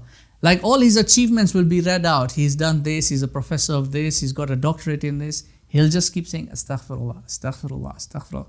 Why? That's a technique that he uses, and he doesn't want the recognition to inflate the ego. Because you can become arrogant like that. You can feel it, and when you get a taste for it, that's even worse. Because the moment you get a taste for that, yourself gets a taste for that, you're basically, going to, it doesn't matter what good you did, your ego is going to always prevent you from realizing the truth, externally and internally. What's the next question? Can you see it? I think I can read that, I'm not sure. So how do we keep balanced when it's changing so fast? Yeah, so who is that? Abdullah. Abdullah, welcome to the age of Dajjal. This is the age of fitan. This is the age of that incredible difficulty. How do you maintain balance when it is all changing so fast? I unfortunately, I can't really tell you. I can't give you an answer to that. I mean, each person's circumstances are different. If you can change your environment to go to an environment where you're not affected by a rapid change, that's one thing that you can do. I mean, one of the reasons for hijrah, specifically from, let's say, the West to coming back now to the Muslim countries on this side, is to escape that, what you would call a fast-paced life, which even then is not as escapable because you basically got this whole global village thing going. So if you leave one city for another city, you're not really achieving anything. So, the second thing is to leave or do the hijrah from that from the cities into the villages, which would be more beneficial. Yeah, you're going to miss out on all those opportunities and the amenities and all the what do you call them? All the benefits that you will get from that. You'll miss out on that. Yes, it might be life is a bit more difficult in the village side where you have to do a lot of things yourself, but you will not be as affected by the rapid changes that are taking place in those environments. It will actually enable you to be more, you'll be able to focus more on yourself. So many people living in the Western world, and then in particularly in the cities, they don't have time to reflect on themselves. They're caught up in the fast-paced life. So very difficult to find that balance. How would you balance leaving an argument for the sake of not desiring a superiority complex versus a genuine need to enjoy good and forbidding? So there's a couple of things to that. One thing, the Prophet ﷺ said that strength is not from how you attack. True strength is from controlling one's anger. Okay? So that's one principle to keep in mind.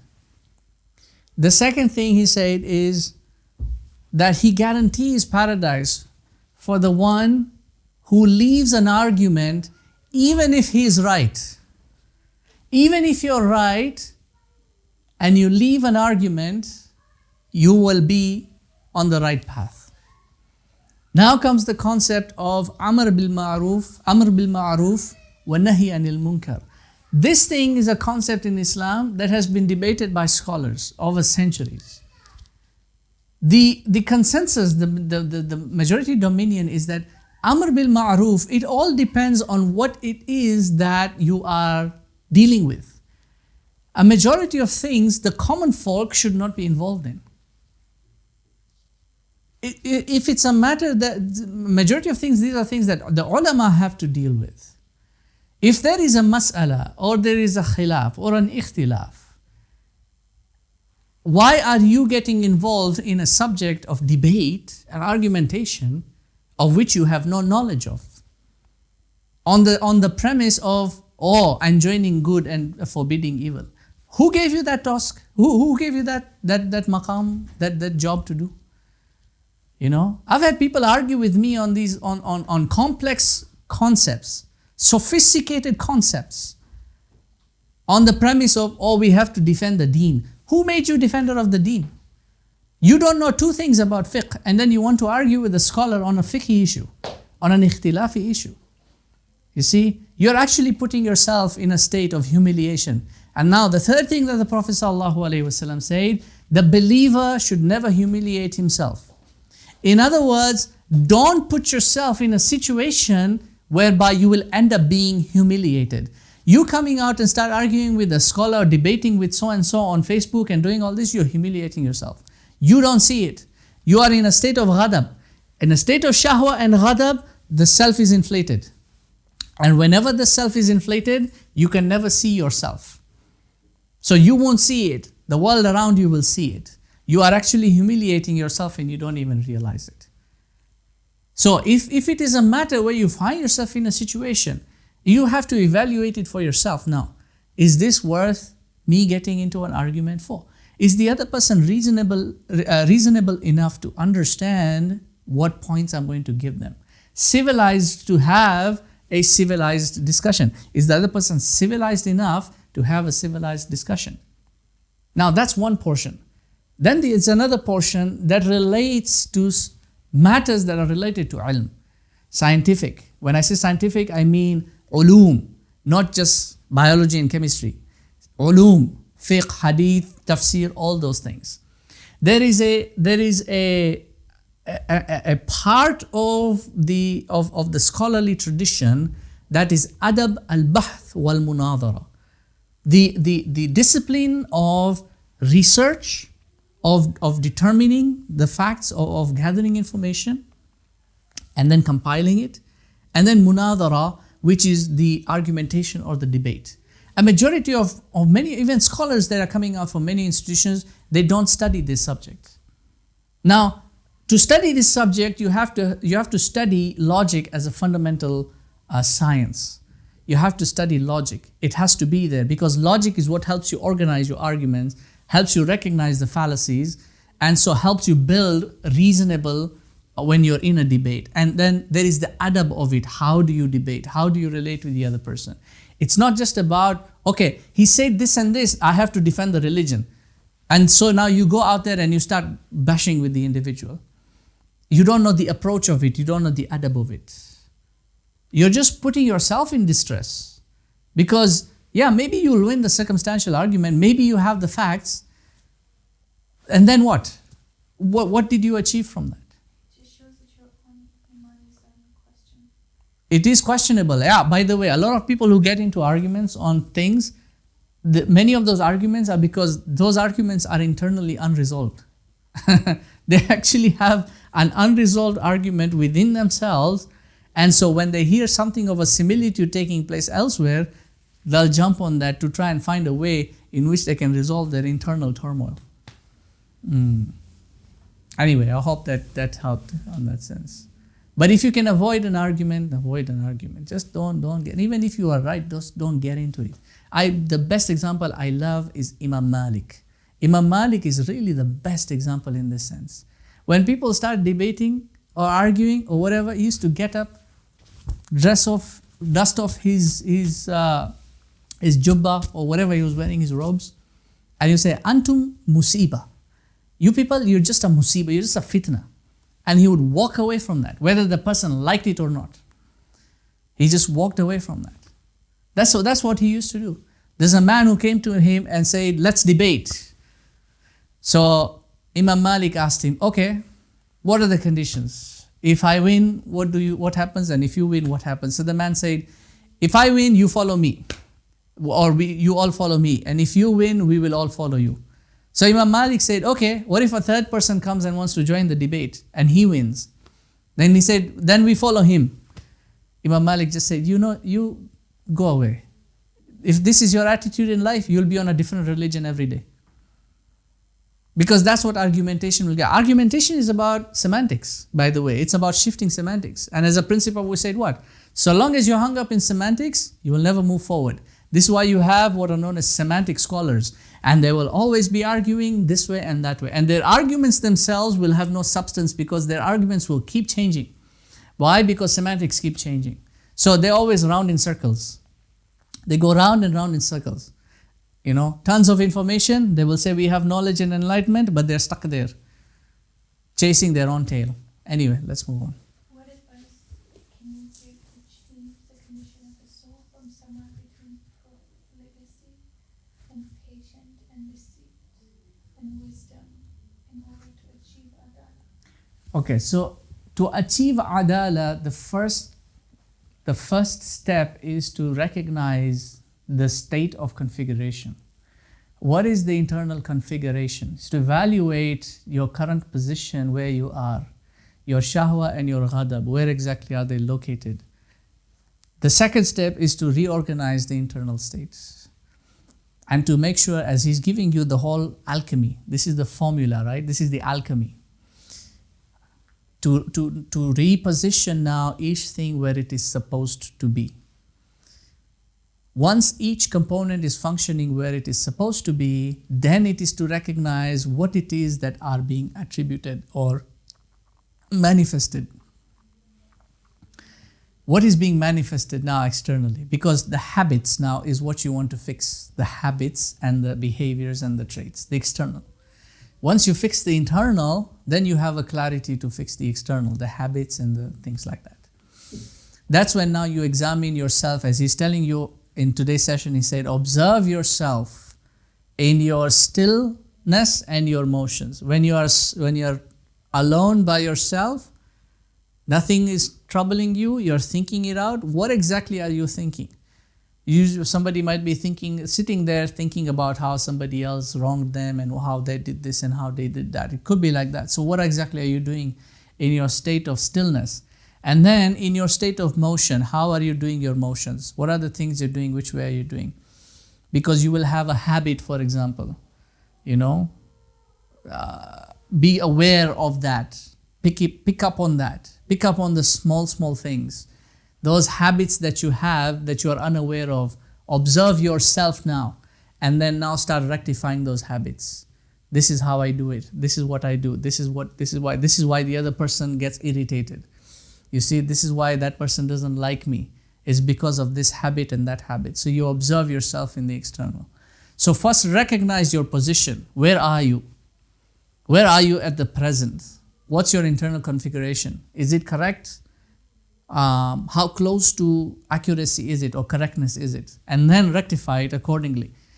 Be aware now that your aql needs to be in a certain position, your shahwa and ghadab in a certain position, your heart needs to be in a certain position, and then reorder yourself in the rightful governance. Then now you start looking and observing yourself, your akhlaq, your mannerisms, your characteristics, your qualities, your behaviors, your traits. Examine those things and start rectifying them. Now, is that it?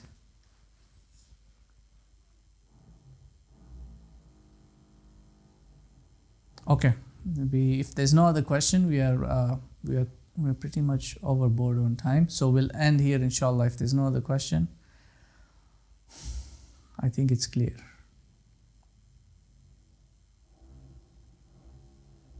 Okay, no one else? Yeah, so let's end here, inshallah, and then we'll convene next week. Subhanaka wa bihamdika nashhadu an la ilaha illa anta nastaghfiruka wa natubu ilayk. ربنا تقبل منا إنك أنت السميع العليم وتب علينا يا مولانا إنك أنت التواب الرحيم برحمتك يا أرحم الراحمين. بارك الله فيكم والسلام عليكم ورحمة الله وبركاته. جزاكم الله خيرا, and I'll see everyone next week, inshallah. Inshallah. وعليكم السلام ورحمة الله وبركاته. السلام ورحمة الله. وعليكم السلام ورحمة الله.